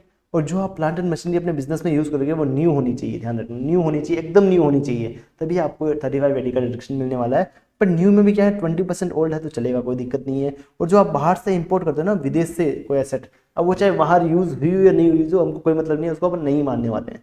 अगर हमने बाहर से कुछ इंपोर्ट कर लिया है तो वो बाहर यूज़ होके आई हो, चाहे वो पुरानी हो नहीं हो कुछ, उससे अपन को फर्क नहीं पड़ता। अगर बाहर से आई है तो वो चीज़ अपने लिए नहीं ही रहने वाली है, और 20% तक आप क्या कर सकते हो, अपने प्लांट एंड मशीनरी को ओल्ड भी परचेज कर सकते हो। अब मेरी बात समझना, अगर आपने क्या किया ना 35 AD में जिसका आपने क्लेम कर लिया रिडक्शन, उसको आप बेच देते हो उस एसेट को, तो आपका सारा जो भी सेल कंसिडरेशन होगा वो पीजीपी में एडमिट टैक्सेबल हो जाएगा। और स्पेसिफाइड बिजनेस का अगर मान लीजिए आपको यहाँ से लॉस होता है, लॉस तो होना ही है भाई। अगर मान लीजिए पहले साल में आपने 2 करोड़ की प्रॉफिट कमाया और आपने 5 करोड़ की एसेट परचेस कर ली, तो 5 करोड़ तो पूरा आप पीएनएल में ले जाने वाले हो, तो आपको 3 करोड़ का लॉस ही होने वाला है। तो जो लॉस होगा आपका स्पेसिफाइड बिजनेस का, उसको आप n number of the year तक क्या कर सकते हो, उसको कैरी फॉरवर्ड कर सकते हो। वो लॉस ओनली एंड ओनली आपका सेट ऑफ किससे होने वाला है, स्पेसिफाइड बिजनेस के इनकम से ही सेट ऑफ होने वाला है। स्पेसिफाइड इनकम बिजनेस के इनकम से ही सेट ऑफ होने वाला है, वो दूसरी इनकम से वो सेट ऑफ नहीं होगा। चलिए ध्यान रखना, आपको 80IA to 80RRB और 10AA का रिडक्शन यहाँ पे नहीं मिलने वाला। तो अगर आप ये हटा भी देते हैं ना तो अभी आपके लिए कोई दिक्कत नहीं है। आपको इतना ध्यान रखना, आपको 10AA का रिडक्शन यहाँ पे नहीं मिलने वाला है। For claiming deduction under section 35 AD, SSC shall be carried business himself except in case of hotel। मतलब मेरी बात समझना, इसमें क्या होगा ना, अगर आपको ये डिडक्शन लेना है 35 AD का, तो आपको बिजनेस खुद को रन करना पड़ेगा। ऐसा नहीं किसी बंदे को आपने हायर कर लिया है। Accept in case of hotel आप क्या कर सकते हो, किसी बंदे को हायर कर सकते हो, क्योंकि होटल चलाना सबके बस की बात नहीं होती है। चलिए, आपको ने जो एसेट में इन्वेस्ट किया है, जिसका आपने रिडक्शन लिया है 35 AD में, उसको आप मिनिमम 8 साल तक उसको एसेट को मेंटेन करोगे अपने पास। अगर 8 साल से पहले बेचते हो तो आपके हाथ में टैक्सेबल हो जाएगा, अदरवाइज आपका हाथ में टैक्सेबल नहीं होगा। अगर आप क्या करते हो ना, आप 8 साल के अंदर अंदर बेच देते हो उस एसेट को किसी नॉन स्पेसिफाइड बिजनेस को, मान लीजिए आप स्पेसिफाइड बिजनेस को बेचते हैं तो कोई दिक्कत नहीं है। अगर आप नॉन स्पेसिफाइड अगर बिजनेस को बेच देते हो, मतलब जो होटल वगैरह में या फिर कोल्ड चेन फैसिलिटी वगैरह में इंगेज नहीं है, उसको बेच देते हो अगर आप, तो आपके हाथ में पीजीपीपी में कितना इनकम टैक्सेबल होगा। अब मेरी बात समझना, आपने कितना एसेट को खरीदा था, मतलब एसेट को आपने कितने में खरीदा था पहले, वो ले लेंगे, उसमें से डेप्रिसिएशन लेस कर देंगे। ऐसा मान के कि आप 35 AD में उसको यूज़ नहीं करते तो आपको कितना डेप्रिसिएशन मिल जाता, वो लेस कर देंगे। अब जो अपने पास बचेगा ना, वो पीजीपीपी एड में अपना टैक्सेबल हो जाएगा। और ये सेम अमाउंट क्या होगा ना, नॉन स्पेसिफाइड बिजनेस के लिए क्या हो जाएगा, एक्चुअल कॉस्ट बन जाएगा। आई होप आपको यहाँ तक समझ में आया। अब बात करते हैं प्रिलिमिनरी एक्सपेंस का। अब प्रिलिमिनरी एक्सपेंस का अपन बात करते हैं 35 AD का, सॉरी 35 डी का अपन बात करते हैं प्रिलिमिनरी एक्सपेंस। ये क्या होता है ना सर, बिजनेस स्टार्ट करने के पहले के एक्सपेंस। मान लीजिए आप कंपनी स्टार्ट करते हो तो एमओए एओ बनाओगे, या फिर आप मार्केट सर्वे करवाते हो, आप इंजीनियरिंग को सर्विस लेते हो, उसके लिए आप फीस देते हो उसको, आप लीगल ड्राफ्ट बनाते हो, मतलब अपना एग्रीमेंट वगैरह बनवाते हो, आप फिजिबिलिटी स्टडी रिपोर्ट बनाते हो, प्रोजेक्ट रिपोर्ट बनाते हो, बिजनेस मेरा कैसा चलेगा, 5 साल के बाद मेरा बिजनेस में कहाँ खड़ा रहूँगा मैं।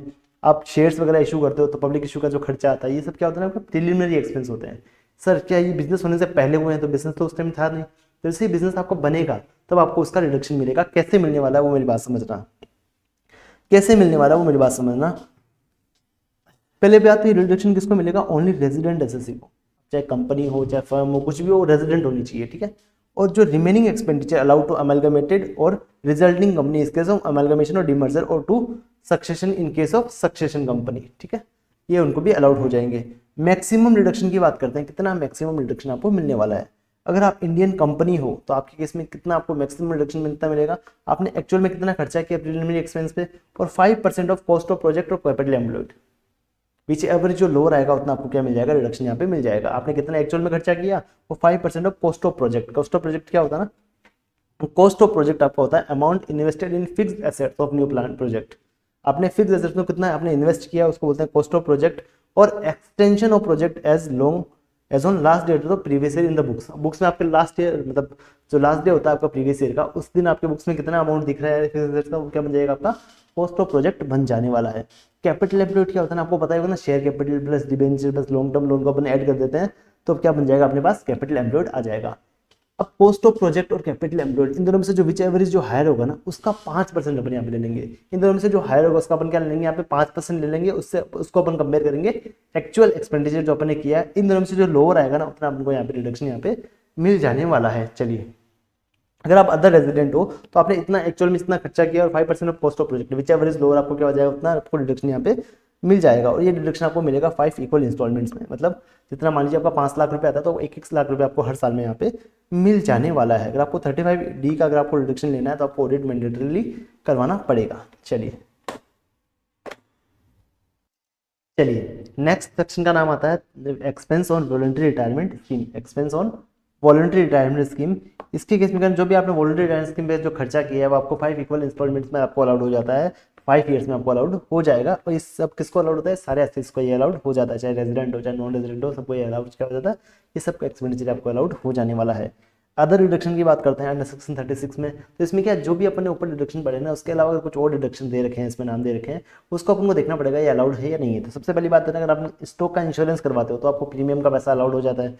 सेकंड, आप क्या करते हो ना, एम्प्लॉयज़ का हेल्थ इंश्योरेंस करवाते हो तो उसका भी जो प्रीमियम पे करते हो उसका भी आपको क्या हो जाएगा, एक्सपेंडिचर आपको अलाउड हो जाएगा, बस वो केस में पेमेंट नहीं होना चाहिए। अगर बोनस और कमीशन की बात करें तो ये भी आपको अलाउड हो जाएगा, जो आपको जो आप एम्प्लॉयज़ को पे करते हो, बस कंडीशन इतना रहेगा कि आपने उसको एक्चुअल में पे कर दिया होना चाहिए अब तो due date of return filing. अगर due date of return filing आपने उसको एक्चुअल में अगर पेमेंट नहीं किया तो ये आपको खर्चा अलाउड नहीं होने वाला। अगर आपने रिटर्न फाइलिंग के ड्यू डेट उसको पेमेंट कर दिया है एम्प्लॉयज़ को तो ये आपको अलाउड हो जाएगा। आप लोन का इंटरेस्ट पे करते हो, अगर आपने लोन किससे लिया है, अगर आपने लोन किससे लिया है, शेड्यूल बैंक से लिया है, पीएफआई से लिया है, स्टेट फाइनेंशियल कॉर्पोरेशन से लिया है, स्टेट इंडस्ट्रियल कॉर्पोरेशन से लिया है, एनबीएफसी से लिया है, तो इनका जो इंटरेस्ट आएगा ये आपको तभी अलाउड होगा जब आपने उसको एक्चुअल में पे कर दिया after due date of return filing. Return filing की ड्यू डेट तक आपने उसको एक्चुअल में पे कर दिया है तो आपको ये खर्चा क्या हो जाएगा, अलाउड हो जाएगा, अदरवाइज आपको ये डिसअलाउड हो जाएगा। पर ध्यान रखना जो लोन आपने लिया है वो बिजनेस एंड प्रोफेशनल पर्पस के लिए लिया होना चाहिए। ऐसा नहीं आप पर्सनल पर्पस का लोन ले रहे हो और आप बिजनेस में उसका रिडक्शन क्लेम कर रहे हो, ऐसा उसका आपको रिडक्शन यहाँ पे नहीं मिलने वाला है। अगर आपने इनकम टैक्स पे करने के लिए लोन लिया है तो उसका इंटरेस्ट आपको यहाँ पे रिडक्शन अलाउड नहीं होगा, क्योंकि आपने इनकम टैक्स ही तो अपन पढ़ रहे हैं और वही आपने पे करने के लिए अगर लोन ले लिया है तो उसका इंटरेस्ट आपको यहाँ पे अलाउड नहीं होने वाला।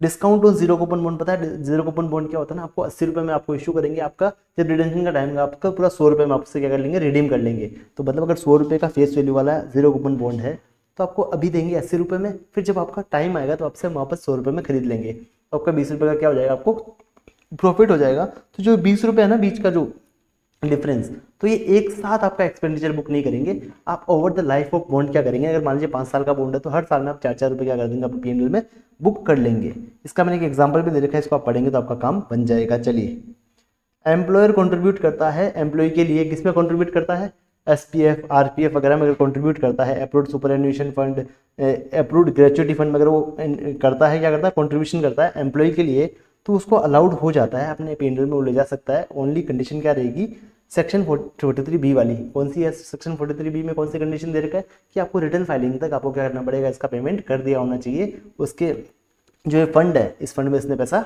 डाल दिया होना चाहिए। क्योंकि अदर फंड में डालता है पैसा, मतलब जो अप्रूव्ड नहीं है, एसपीएफ नहीं है, आरपीएफ नहीं है, एजीएफ नहीं है, एएसएफ नहीं है, अगर दूसरे फंड में पैसा डालता है तो क्या हो जाएगा, उसको अलाउड नहीं होने वाला है। अगर एम्प्लॉयर कंट्रीब्यूट करता है पेंशन स्कीम में, एम्प्लॉय के लिए पेंशन स्कीम में क्या करता है, कंट्रीब्यूट करता है एम्प्लॉयर, तो वो भी अगर वो रिटर्न फाइलिंग की ड्यू डेट तक अगर पेमेंट कर देता है, उस फंड में पैसा डाल देता है, तो आपको अलाउड हो जाता है, अदरवाइज आपको अलाउड नहीं होने वाला। सर कितना एक्सपेंडिचर आपको अलाउड होगा, देखो कितना डिडक्शन मिलेगा एम्प्लॉयर को, जितना उसने एक्चुअल में कॉन्ट्रीब्यूशन किया है, और 14% ऑफ सैलरी, जो एम्प्लॉय की सैलरी उसका 14% ले लेंगे बेसिक प्लस डीए वाला, विच एवरेज जो लोअर आएगा ना उतना उसको रिडक्शन मिल जाएगा, बाकी वाला डिडक्शन को क्लेम नहीं कर पाएगा, उसको डिसअलाउड हो जाएगा।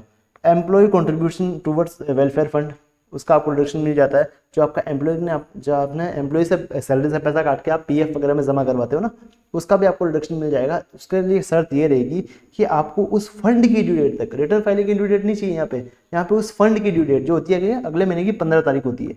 पीएफ के केस में अगले महीने की 15 तारीख तक आपको पैसा जमा करवाना पड़ेगा। अगर आपने जमा नहीं करवाया तो वो आपको पूरा खर्चा डिसअलाउड हो जाएगा।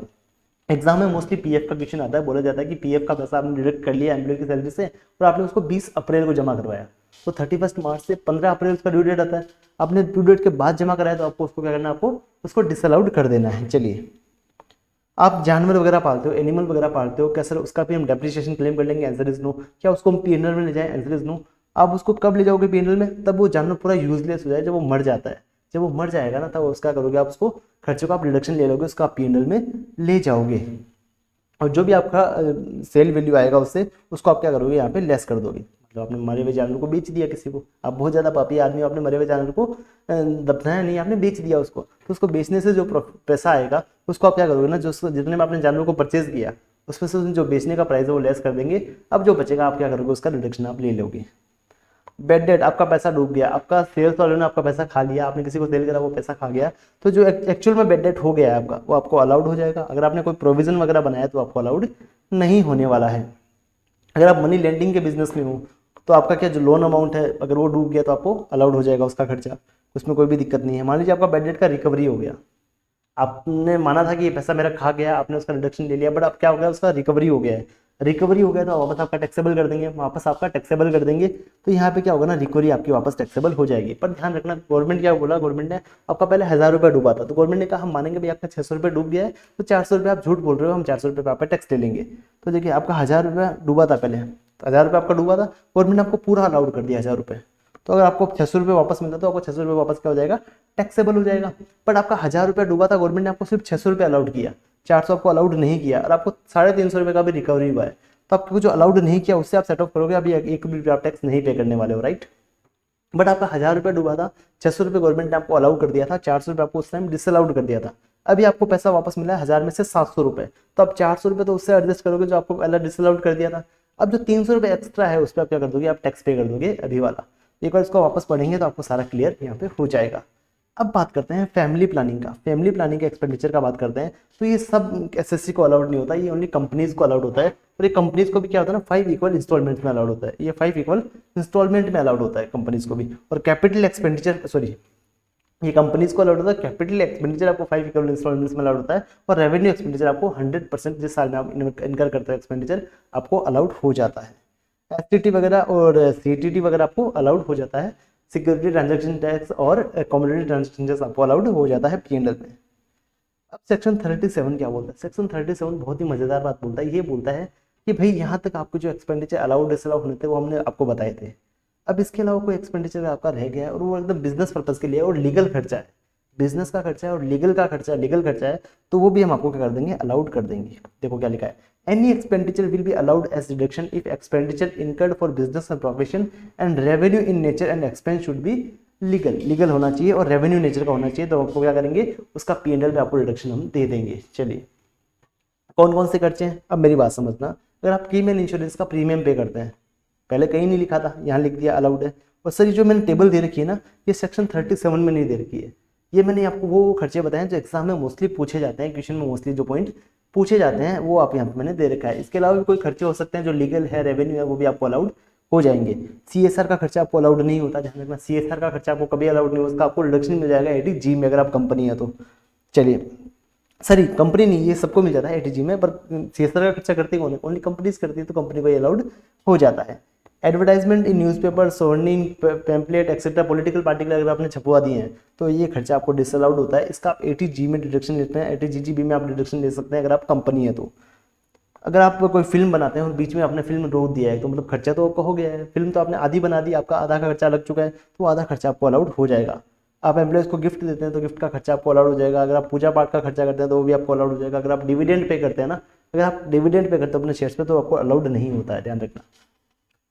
अगर आप कोई प्रोविजन बनाते हैं इनकम टैक्स में, ध्यान रखना कोई भी प्रोविजन करके वर्ड दिखाओ क्वेश्चन में तो आपको उसको डिसअलाउड ही करना है, एक्सेप्ट अगर आपका ग्रेचुइटी का प्रोविजन है जो इस साल में ड्यू होने वाला है उसको आप अलाउड कर देंगे, बाकी सारे प्रोविजन आपके क्या होने वाले हैं, डिसअलाउड होने वाले हैं। आईपीओ, एफपीओ और राइट इशू पे अगर आपने शेयर पर कुछ खर्चा किया है वो भी आपका क्या हो जाएगा, अलाउड नहीं होगा, क्योंकि वो कैपिटल नेचर का है, आपके कैपिटल में ऐड होने वाला है।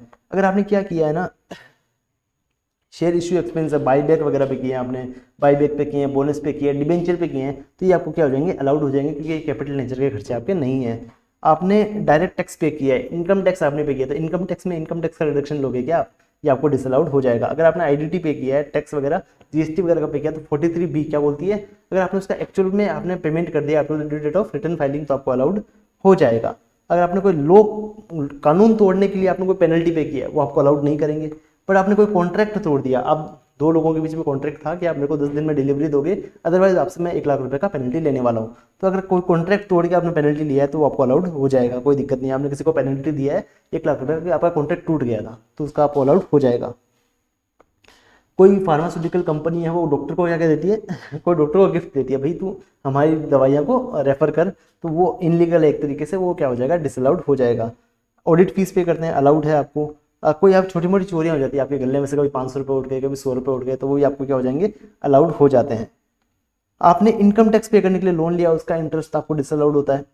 आपने क्या किया ना, कोई प्रोजेक्ट है जो आपके बिजनेस से रिलेटेड नहीं है, आपके बिजनेस से रिलेटेड नहीं है, उस प्रोजेक्ट पे जो भी आपने खर्चा किया वो आपको क्या हो जाएगा, डिसअलाउड हो जाएगा।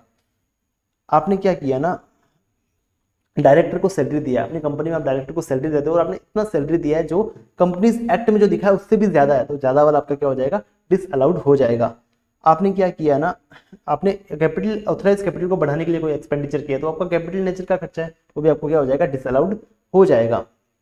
आपने रोड हाईवे बिल्डिंग ऑपरेशन में क्या किया है, क्या कहते हैं, बीओटी यानी business operation building operate transfer agreement वगैरह कुछ किया है, मतलब वो होता है ना टूल वगैरह, तो उनका जो आपने रोड पे जो खर्चा किया वो आपको कब अलाउड होगा, वो over the life of agreement, मतलब आपने क्या, गवर्नमेंट ने आपको बोल दिया कि आप 5 साल तक यहाँ पे क्या कर सकते हो, टोल कलेक्ट कर सकते हो, तो आपको खर्चा 5 साल में आपको अलाउड होने वाला है।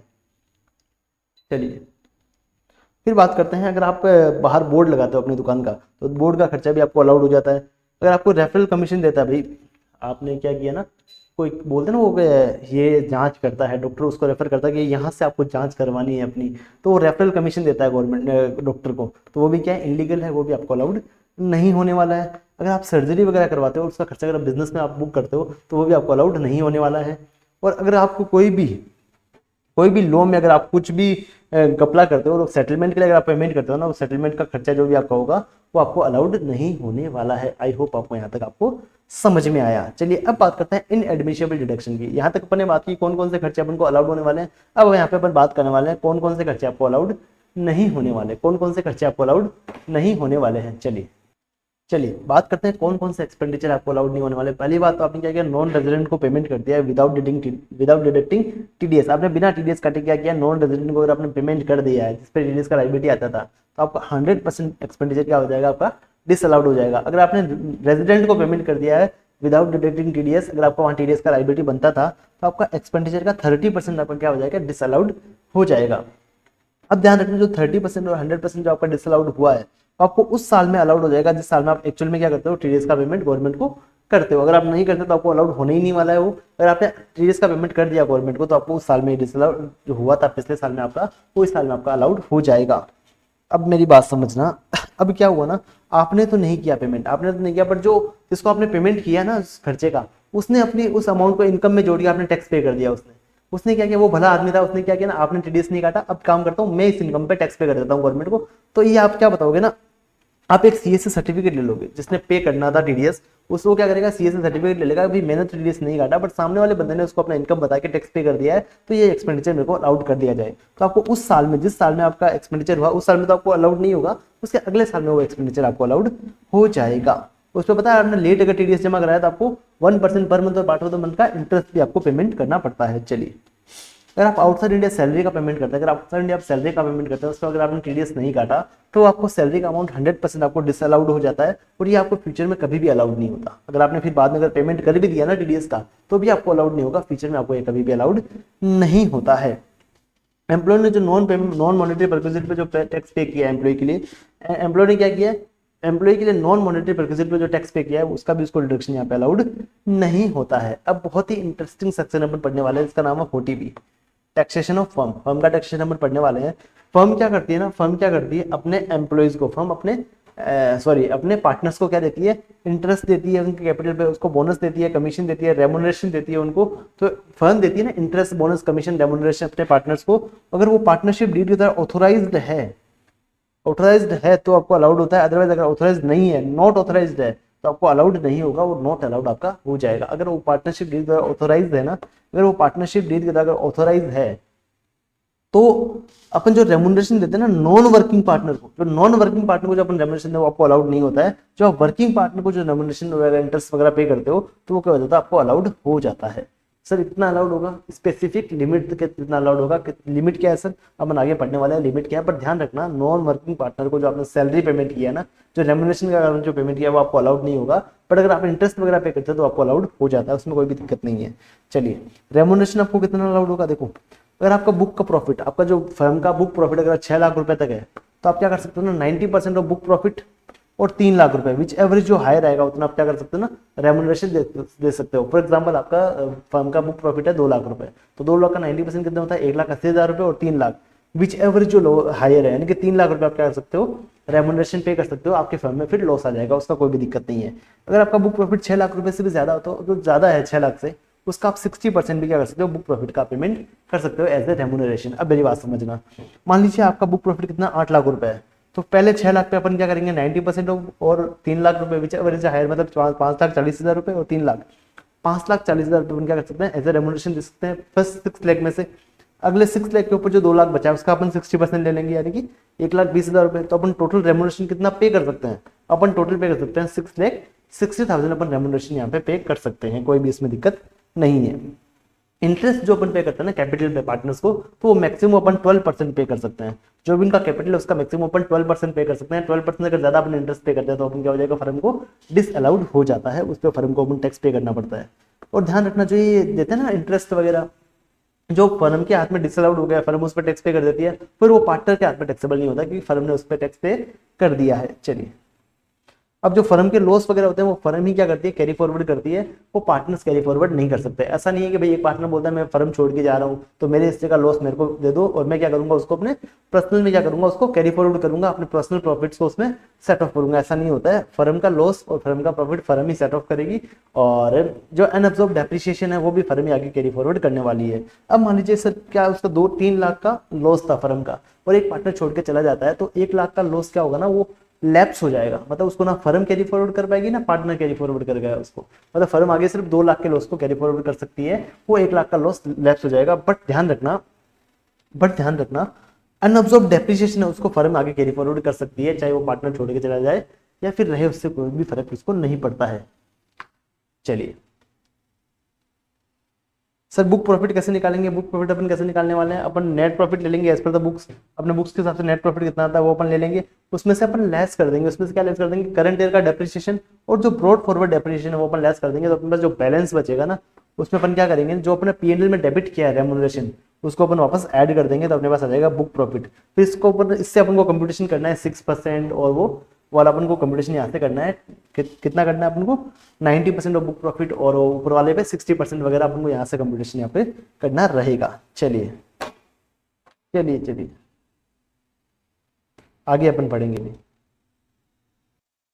चलिए अब कुछ पढ़ते हैं, कुछ एक्सपेंडिचर इनका आपको रिडक्शन नहीं मिलने वाला। पहले अपन पढ़ते हैं payment to relative and associates. अगर आप कुछ रिलेटिव को पेमेंट करते हैं, अगर आपने रिलेटिव को अगर आप पेमेंट करते हैं तो आपको ओनली रीजनेबल एक्सपेंडिचर आपको अलाउड होने वाला है, रीजनेबल से ज्यादा वाला पेमेंट होगा वो आपको अलाउड नहीं होने वाला है। सर रिलेटिव कौन होता है, इंडिविजुअल के केस में mother father brother sister, Linnean ascendant और लीनियन डिसेंडेंट आपका क्या माने जाएंगे, रिलेटिव माने जाएंगे। एचयूएफ के केस में मेंबर माना जाएगा एचयूएफ का और उसका रिलेटिव, फर्म एलएलपी के केस में पार्टनर और उसका रिलेटिव, कंपनी के केस में डायरेक्टर और उसका रिलेटिव, एओपी बीआई के केस में उसके मेंबर और उसके रिलेटिव क्या माने जाएंगे, इसके रिलेटिव मान लिए जाएंगे।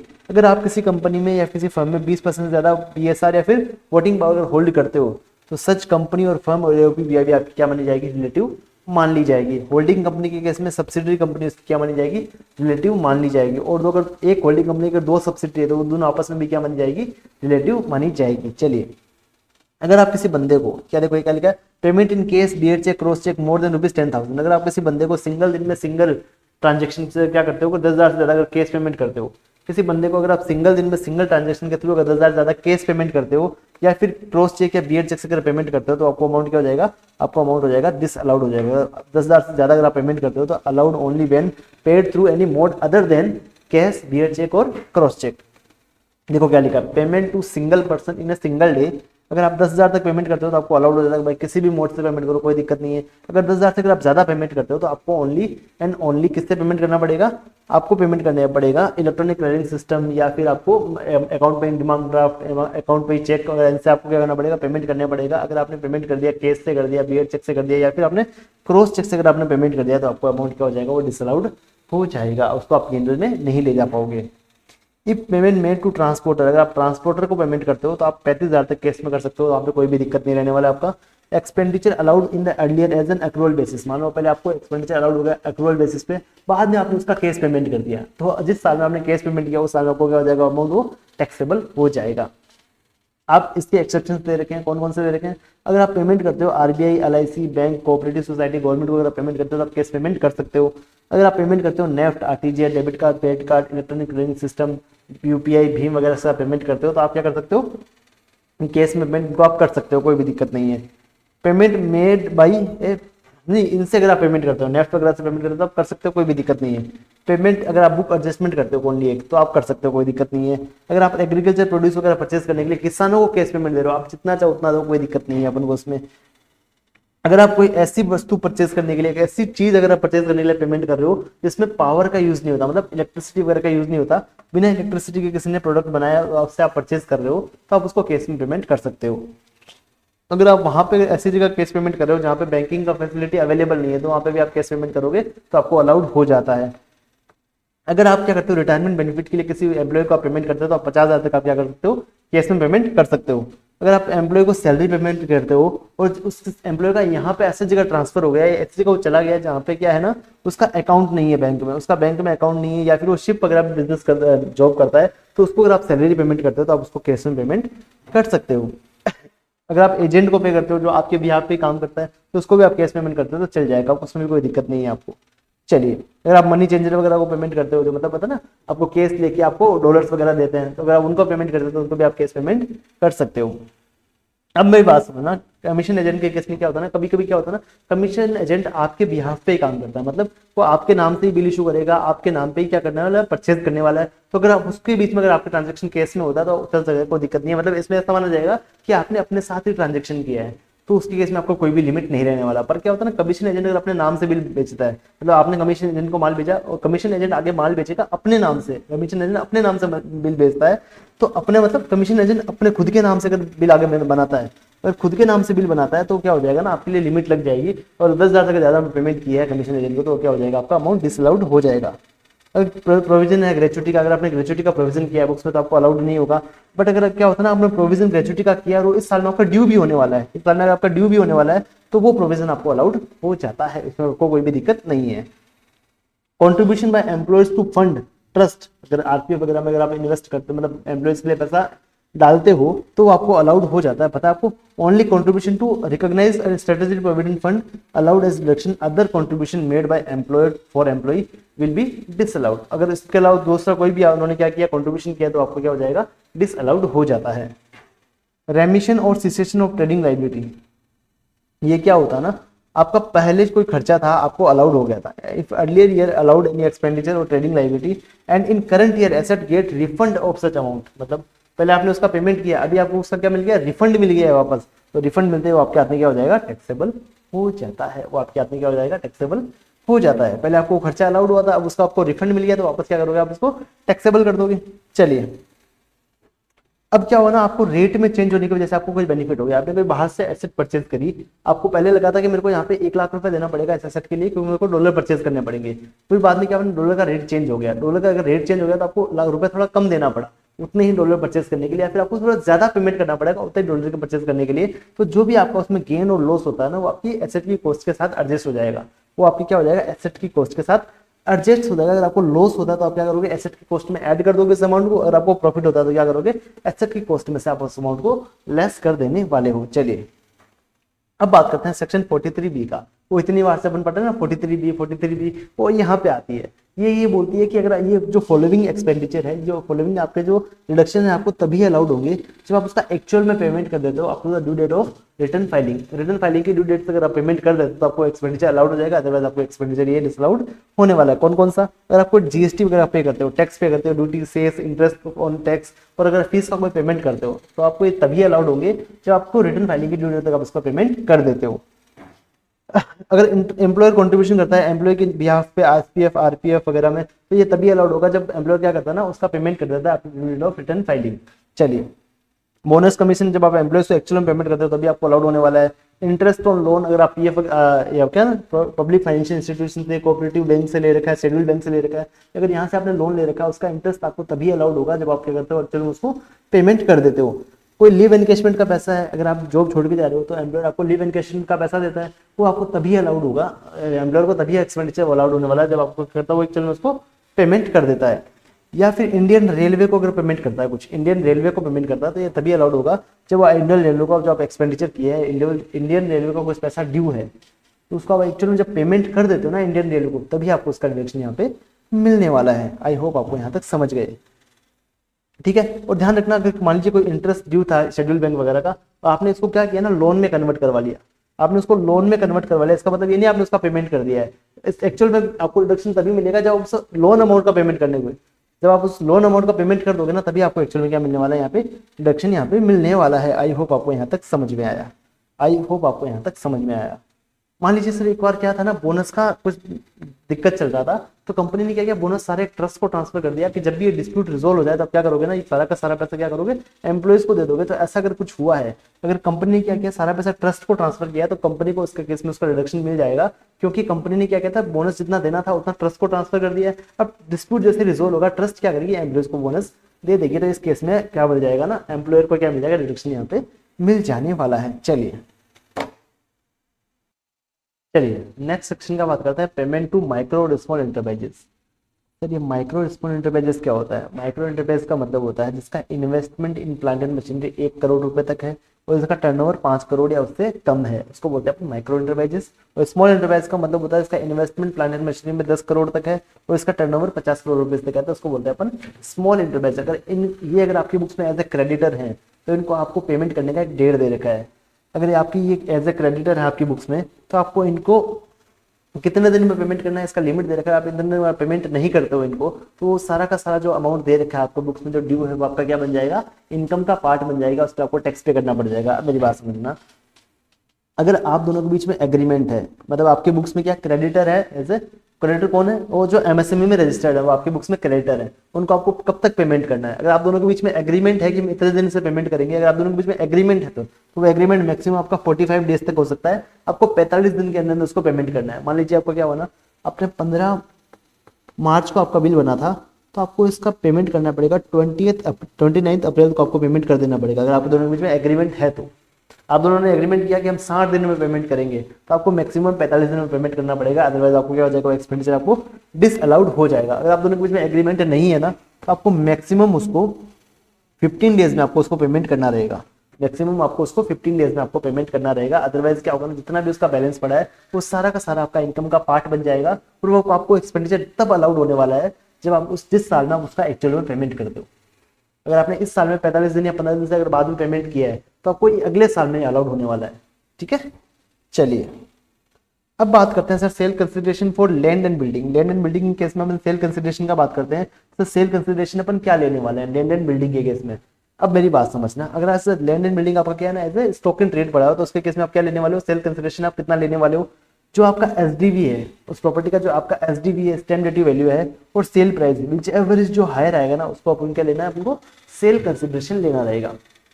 अगर आपका एसडीवी क्या है 110% ऑफ सेल प्राइस, अगर आपका सेल प्राइस कितना है 100 रुपए है और आपका एसडीवी 108 रुपए है, तो इस 100 रुपए में अगर अपन 10% ऐड करें तो आपका 110 होता है।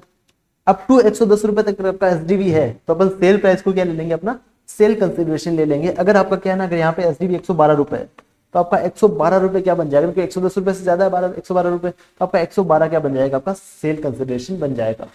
सर लैंड बिल्डिंग के केस में अपन सेल कंसिडरेशन क्या लेने वाले हैं, एसडीवी और sale price whichever is higher, अपन क्या लेने वाले हैं, सेल कंसिडरेशन अपन लेने वाले हैं। अगर आपका एसडीवी सेल प्राइस का 110% तक है तो अपन क्या करेंगे ना, सेल प्राइस को ही अपन सेल कंसिडरेशन ले लेंगे। अदरवाइज अगर आपका उससे ज्यादा है तो आपका एसडीवी क्या बन जाएगा, आपका सेल कंसिडरेशन बन जाएगा। सर जब अपन जमीन वगैरह परचेज करते हैं ना, जमीन घर वगैरह, तो अपन एक दिन में परचेज नहीं करते हैं। अभी एक दिन अपन जाके आएंगे, उसको टोकन अमाउंट देंगे, उससे एग्रीमेंट करेंगे, फिर उसके 5-7-10 दिन के बाद अपन क्या करेंगे, उसका रजिस्ट्रेशन करवाएंगे। तो अपने अलग अलग डेट्स आती है। तो अपना एक डेट आता है डेट ऑफ एग्रीमेंट का, जैसे अपन बात करते हैं टोकन अमाउंट देते हैं उसको, और अपना एक डेट आता है डेट ऑफ रजिस्ट्रेशन वाला। तो सर अपन एसडीवी कौन से वाला डेट का लेंगे, अपन रजिस्ट्रेशन वाले डेट का एसडीवी लेंगे या फिर अपन एग्रीमेंट वाले डेट का अपन एसडीवी लेने वाले हैं। और लास्ट में बात है कि एसडीवी आपका बढ़ता चला जाता है, तो एग्रीमेंट की डेट का आपका एसडीवी कम होगा और आपका रजिस्ट्रेशन की डेट का आपका एसडीवी थोड़ा ज्यादा रहने वाला है। अगर आपको क्या होता है ना, एग्रीमेंट के डेट को अगर आपको एक सिंगल रुपया भी मिल गया है, अगर आपको एक सिंगल रुपया भी मिल गया है एग्रीमेंट के डेट को, थ्रू अकाउंट पे चेक, अकाउंट पे demand draft, electronic clearing system या फिर एनी इलेक्ट्रॉनिक मोड से अगर आपको एक रुपया भी, सिंगल रुपया अगर आपको मिल गया है इन मोड से, ठीक है, तो क्या ले लेंगे हम, एग्रीमेंट का डेट का ही अपन एसडीवी ले लेंगे। बट अगर आपको इस मोड से पैसा नहीं मिलता है, आपको कैश या बेयर चेक या क्रॉस चेक से अगर पैसा मिलता है एग्रीमेंट की डेट को, या फिर एग्रीमेंट की डेट को पैसा मिलता ही नहीं है, तो अपन क्या ले लेंगे, डेट ऑफ रजिस्ट्रेशन का अपन क्या ले लेंगे, एसडीवी ले लेंगे इन द कैलकुलेशन। यहाँ पे मैंने एग्जांपल दे रखा है, एक दो एग्जांपल मैं आपको बताता हूँ। आपका सेल कंसिडरेशन 100 रुपए है, ठीक है, आपको 10 रुपए मिल गया है अकाउंट पे चेक के द्वारा डेट ऑफ एग्रीमेंट को, तो डेट ऑफ एग्रीमेंट का अपन एसडीवी ले लेंगे, यानी कि 120 रुपए यहाँ पे क्या ले लेंगे, एसडीवी ले लेंगे।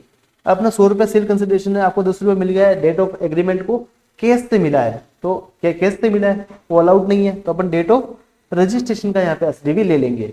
अगर आपको 100 रुपए आपका सेल प्राइस है और आपको 10 रुपए मिल गया अकाउंट पे चेक से डेट ऑफ एग्रीमेंट को, तो अपन ये ले लेंगे बराबर। अगर 100 रुपए अपन को full amount date of registration पे ही मिला है, अपन को एग्रीमेंट पे 1 रुपया भी नहीं मिला है, तो अपन रजिस्ट्रेशन डेट का एसडीवी यहाँ पे लेने वाले हैं। चलिए अगला सेक्शन अपन पढ़ते हैं, compulsory maintenance of books of account. कौन कौन एसएससी है जिनको कंपल्सरी अपना बुक्स ऑफ अकाउंट मेंटेन करना पड़ेगा, जिनको अपना खाता बुक अपना मेंटेन करना पड़ेगा, वो कौन कौन है। सबसे पहले अपन बात करते हैं कुछ नोटिफाइड प्रोफेशनल्स की, कुछ नोटिफाइड प्रोफेशनल्स की बात करते हैं। सर नोटिफाइड प्रोफेशनल कौन कौन होते हैं, यही होता है मेडिकल वाले, accountancy, architecture, engineering, CS, interior designer, technical consultant, legal firm, film artist, IT professionals और ऑथोराइज रिप्रेजेंटेटिव। अगर आप इन नोटिफाइड प्रोफेशनल्स में आते हो तो आपको बुक्स ऑफ अकाउंट कब मेंटेन करने पड़ेंगे और कितने मेंटेन करने पड़ेंगे, ये भी लिखा है। आपको बुक्स ऑफ अकाउंट कब मेंटेन करने पड़ेंगे और कितने मेंटेन करने पड़ेंगे। अगर आपका लास्ट का 3 सालों में, हर साल में अगर आपका ग्रोस रिसिप्ट जो है ना, आपका जो ग्रोस रिसिप्ट है वो 1.5 लाख रुपए से ज्यादा है और लग रहा है कि इस साल में भी आपका ग्रोस रिसिप्ट 1.5 लाख रुपए से ज्यादा हो जाएगा, तो आपको मेंटेन करने पड़ेंगे प्रेस्क्राइब्ड बुक्स। जो गवर्नमेंट ने जो इनकम टैक्स एक्ट में प्रेस्क्राइब की हुई है, ये वाली बुक्स आपको मेंटेन करनी पड़ेगी, वो वाले बुक्स आपको मेंटेन करने पड़ेंगे। अगर आपका पिछले 3 सालों में ग्रोस रिसिप्ट 1.5 लाख से ज्यादा और इस साल में भी ज्यादा होने का लग रहा है, अगर आपका ग्रोस रिसिप्ट पिछले 3 सालों में ज्यादा नहीं है और इस साल में भी ऐसा नहीं लग रहा है कि ज्यादा होगा, या इस साल में ज्यादा हो गया है, पिछले साल में आपका ज्यादा नहीं है, तो आपको इतने बुक्स ऑफ अकाउंट मेंटेन करने पड़ेंगे जिससे कि आपका असेसिंग ऑफिसर आपका असेसमेंट कर सके। ठीक है, अब मेरी बात समझना सर, प्रेस्क्राइब बुक कौन कौन से वाला है। आपको केस बुक मेंटेन करना पड़ेगा, आपको जर्नल मेंटेन करना पड़ेगा, आपको लेजर मेंटेन करना पड़ेगा, आपको कार्बन कॉपी रखनी पड़ेगी अपने बिलों की। अगर बिल 25 रुपए से ज्यादा है तो आपको फिजिकल बिल रखना पड़ेगा। अगर कोई परचेज का बिल, आपने कोई एक्सपेंडिचर किया उसका बिल है, आपको उसका फिजिकल बिल रखना पड़ेगा अगर आपका उसका खर्चा 50 रुपए से आपने ज्यादा किया है तो। चलिए अब बात करते हैं बिजनेस एंड प्रोफेशन की। अगर आप बात करते हैं बिजनेस एंड प्रोफेशन के केस में आपको कब रखना पड़ता है, अगर आप नोटिफाइड प्रोफेशनल नहीं हो, अगर आप अदर प्रोफेशनल हो और आपका बिजनेस है, तो आपको कब बुक्स ऑफ अकाउंट आपको मेंटेन करना पड़ेगा। तो आपको चेक करना पड़ेगा आप इंडिविजुअल एचयूएफ है या फिर आप अदर एसएससी है। अगर आप इंडिविजुअल एंड एचयूएफ है, अगर आप इंडिविजुअल एंड एचयूएफ है तो पिछले 3 सालों में से किसी भी एक साल में, यहाँ पे क्या था ना, पिछले 3 सालों में होना चाहिए। यहाँ पे पिछले 3 सालों में आपका 1.5 लाख से ज्यादा होना चाहिए। यहाँ पे पिछले 3 सालों में किसी भी साल में अगर आपका प्रॉफिट है जो पीजीबीपी का 2.5 लाख रुपए से ज्यादा हो जाता है, या फिर आपका टर्नओवर 25 लाख रुपए से ज्यादा हो जाता है, तब आपको क्या करना पड़ेगा ना, बुक्स ऑफ अकाउंट आपको मेंटेन करने पड़ेंगे। ऐसे बुक्स ऑफ अकाउंट जिससे कि आपका एओ असेसमेंट कर सके। यहाँ पे तो अगर इसका लिमिट से कम था तो उसको वो वाले बुक्स ऑफ अकाउंट मेंटेन करने जैसे एओ असेसमेंट कर सके, अगर ज्यादा है तो उसको प्रेस्क्राइब बुक मेंटेन करना पड़ता है। यहाँ पे क्या है ना, अगर आपका ज्यादा है तो आपको बुक्स ऑफ अकाउंट मेंटेन करना है, कम है तो आपको बुक्स ऑफ अकाउंट मेंटेन नहीं करने की जरूरत नहीं है। यहाँ पे तो करना ही पड़ता है ना, या तो प्रेस्क्राइब करो या फिर ऐसे करो जिससे एओ आपका बुक्स ऑफ अकाउंट का क्या करते असेसमेंट कर सके। यहाँ पे आपको करने का ही जरूरत नहीं है, अगर आपका इस लिमिट से कम है तो आपको करने का ही जरूरत नहीं है। अगर आप अदर एसेट चाहिए तो पिछले 3 सालों में किसी भी साल में अगर आपका पीजीबीपी का इनकम 1.2 लाख रुपए से ज्यादा है और आपका टर्नओवर अगर 10 लाख से ज्यादा है तो आपको क्या करना पड़ेगा ना, बुक्स ऑफ अकाउंट आपको मेंटेन करने पड़ेंगे। और ये बुक्स ऑफ अकाउंट जो आप मेंटेन करते हो, आपको ये जो आपका असेसमेंट कंप्लीट होने के 6 साल तक आपको उसको रखने पड़ेंगे अपने पास, 6 साल तक अपने पास रखने पड़ेंगे।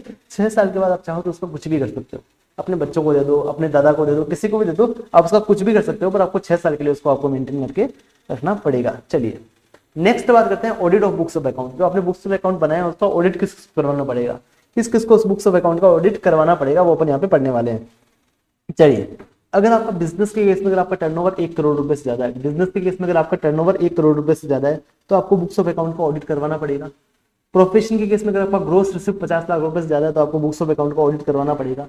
अगर आप 44 एडी या एडीए में, मेरी बात समझना, ये हटा दीजिए, ये सॉरी ये नहीं, मेरे भाई, हाँ चलो ये हटा दीजिए ना, ये वाला हटा दीजिए। अगर आप क्या करते हो ना 44 एडी एडीए या एई में क्या करते हो ना, अपना प्रॉफिट जितना प्रेस्क्राइब किया है इस सेक्शन में उससे भी अगर कम शो करते हो तो आपको बुक्स ऑफ अकाउंट का आपको ऑडिट करवाना पड़ेगा। 3 केस में आपको बुक्स ऑफ अकाउंट का ऑडिट करवाना पड़ता है। पहला, अगर आपका बिजनेस का टर्नओवर 1 करोड़ से ज्यादा हो जाता है। दूसरा, अगर आपका प्रोफेशन के केस में ग्रोस रिसिप्ट 50 लाख रुपए से ज्यादा है। तीसरा, अगर आप 44 एडी एडीए में क्या करते हो ना, प्रॉफिट जितना बताया हुआ है आपका उससे भी अगर आप कम डिक्लेयर करते हो तो आपको बुक्स ऑफ अकाउंट का आपको ऑडिट करवाना पड़ेगा। चलिए, अब जो आपका 1 करोड़ का लिमिट है ना बिजनेस के केस में, वो 1 करोड़ का लिमिट 10 करोड़ का बन जाएगा। ये 1 करोड़ का लिमिट आपका क्या बन जाएगा, 10 करोड़ बन जाएगा। अगर आप क्या करते हो ना, केस में जो आपका रिसिप्ट आता है और केस में जो आपका पेमेंट होता है वो टोटल रिसिप्ट और टोटल पेमेंट का अप टू 5% तक है। अगर ओनली 5% में अगर आप केस का काम करते हो तो आपका क्या हो जाएगा, लिमिट 1 करोड़ से बढ़ के आपका 10 करोड़ हो जाएगा। 10 करोड़ तक आपको ऑडिट करवाने का यहाँ पे जरूरत नहीं है। चलिए ये हटा दीजिए, ये हटा दीजिए आप। Assessee declare has income as per section 44 AD and has turnover gross up to 2 crore rupees, not required to conduct audit. मेरी बात समझना, अपन अभी 44 एडी पढ़ने वाले हैं यहाँ पे। इसमें अपन पढ़ेंगे अगर आपका टर्नओवर 2 करोड़ रुपए तक है, यहाँ पे तो 1 करोड़ से ऊपर आपका ऑडिट का लफड़ा आ जाता है, पर अगर आपका टर्नओवर 2 करोड़ तक है, अगर आप 44 एडी में रिटर्न भरते हो तो आपको ऑडिट करवाने का जरूरत नहीं है। अगर आप 44 एडी में रिटर्न नहीं भरते हो, अगर आपका टर्नओवर 1 करोड़ से ज्यादा 2 करोड़ तक है तो आपको ऑडिट करवाना पड़ेगा। चलिए, अब मेरी बात समझना, सर आपने ऑडिट नहीं करवाया, सर पहली बात तो हमको ऑडिट कब तक करवाना है, आपको ऑडिट करवाना है रिटर्न की ड्यू डेट से 1 महीने पहले तक आपको ऑडिट करवा लेना है। मतलब आपका मान लीजिए रिटर्न का ड्यू डेट कब आता है, ऑडिट के केस में आपका आता है 31 अक्टूबर। 31 अक्टूबर आपका रिटर्न का ड्यू डेट आता है, तो आपको ऑडिट करवाना होगा अपने बुक्स ऑफ अकाउंट्स का 30 सितंबर तक, राइट। आपको 30 सितंबर तक आपको बुक्स का ऑडिट करवा लेना है। चलिए, सर हमने अगर ऑडिट नहीं करवाया, अगर हमारा लिमिट ज्यादा है और हमने ऑडिट नहीं करवाया तो आपका टोटल जो टर्नओवर है ना उसका 0.5% और जो टोटल टर्नओवर का 5% और ग्रोस रिसिप्ट, अगर प्रोफेशन है तो ग्रोस रिसिप्ट का 0.5%, अगर बिजनेस है तो टर्नओवर का 0.5% और 1.5 लाख रुपए, विच एवरेज जो लोअर आएगा ना उतना आपका क्या लग जाएगा, आपका पेनल्टी लग जाएगा, उतना आपका पेनल्टी लग जाएगा। चलिए, अब अपन बहुत ही इंटरेस्टिंग टॉपिक की बात करने वाले हैं, टैक्सेशन ऑन प्रेजेंटिव बेसिस। प्रेजेंटिव बेसिस पे आपका टैक्स लगने वाला है। मतलब गवर्नमेंट बोलती है अगर आप ऑडिट नहीं करवाना चाहते, अगर आप बुक्स ऑफ अकाउंट मेंटेन नहीं करना चाहते तो हम आपको प्रॉफिट का एक परसेंटेज दे रहे हैं, इतना अपने टर्नओवर का प्रॉफिट बता दीजिए हमको, इस पे आप टैक्स पे कर दीजिए, हम आपसे बुक्स ऑफ अकाउंट भी नहीं मांगेंगे, आपसे ऑडिट करने का भी नहीं बोलेंगे। कौन कौन सा है, अगर आपका बिजनेस है, आप रेजिडेंट इंडिविजुअल है, एचयूएफ है, फर्म है, एक्सक्लूडिंग एलएलपी को छोड़िए, अगर आप इंडिविजुअल, एचयूएफ या फर्म है तो आप क्या करते हो, जो 10AA का आपका डिडक्शन आप क्लेम नहीं करते हो, अगर आप 10AA का आप डिडक्शन क्लेम नहीं करते हो, ये हटा देना ना, अगर आप 10AA का डिडक्शन क्लेम नहीं करते हो और आप इंडिविजुअल, एचयूएफ या फर्म है एक्सक्लूडिंग एलएलपी वाले, और जो किस बिजनेस में इंगेज नहीं है, 44A वाले बिजनेस में जो अपन यहाँ पे पढ़ने वाले हैं, एजेंसी बिजनेस में नहीं है, और कमिश्नर ब्रोकरेज अगर आप बिजनेस में एंगेज्ड नहीं है, इन बिजनेस में अगर आप एंगेज्ड नहीं है तो आप क्या कर सकते हैं, रिटर्न 44AD में भर सकते हैं, 44AD के लिए एलिजिबल हो सकते हैं। एलिजिबल एसएससी कौन रहेगा, इंडिविजुअल, एचयूएफ और फर्म जो एलएलपी नहीं है और जो 10AA का डिडक्शन क्लेम नहीं करते हैं, और जो 3 टाइप का बिजनेस नहीं करते हैं, 44AE वाला, एजेंसी बिजनेस नहीं करते, कमीशन और ब्रोकरेज वाला बिजनेस नहीं करते हैं, तो आप 44AD के लिए क्या हो जाएंगे, एलिजिबल हो जाएंगे। और आपका टर्नओवर कितना होना चाहिए, आपका टर्नओवर और ग्रोथ रिसिप्ट कितना होना चाहिए, आपका टर्नओवर होना चाहिए अप टू 2 करोड़ रुपीज तक। अगर आपका 2 करोड़ तक का टर्नओवर है तो आप क्या कर सकते हो, 44AD में रिटर्न भर सकते हो। और आपका ये लिमिट 2 करोड़ से बढ़ के 3 करोड़ हो जाएगा, आपका लिमिट 2 करोड़ से बढ़ के 3 करोड़ हो जाएगा। अगर आप क्या करते हो ना, आपका जो टोटल रिसिप्ट आता है ना, उसमें सिर्फ 5% जिससे आपका क्या है ना, केस में रिसिप्ट है या फिर क्रॉस चेक से आता है या फिर आपका बेयर चेक से आता है, सिर्फ 5%।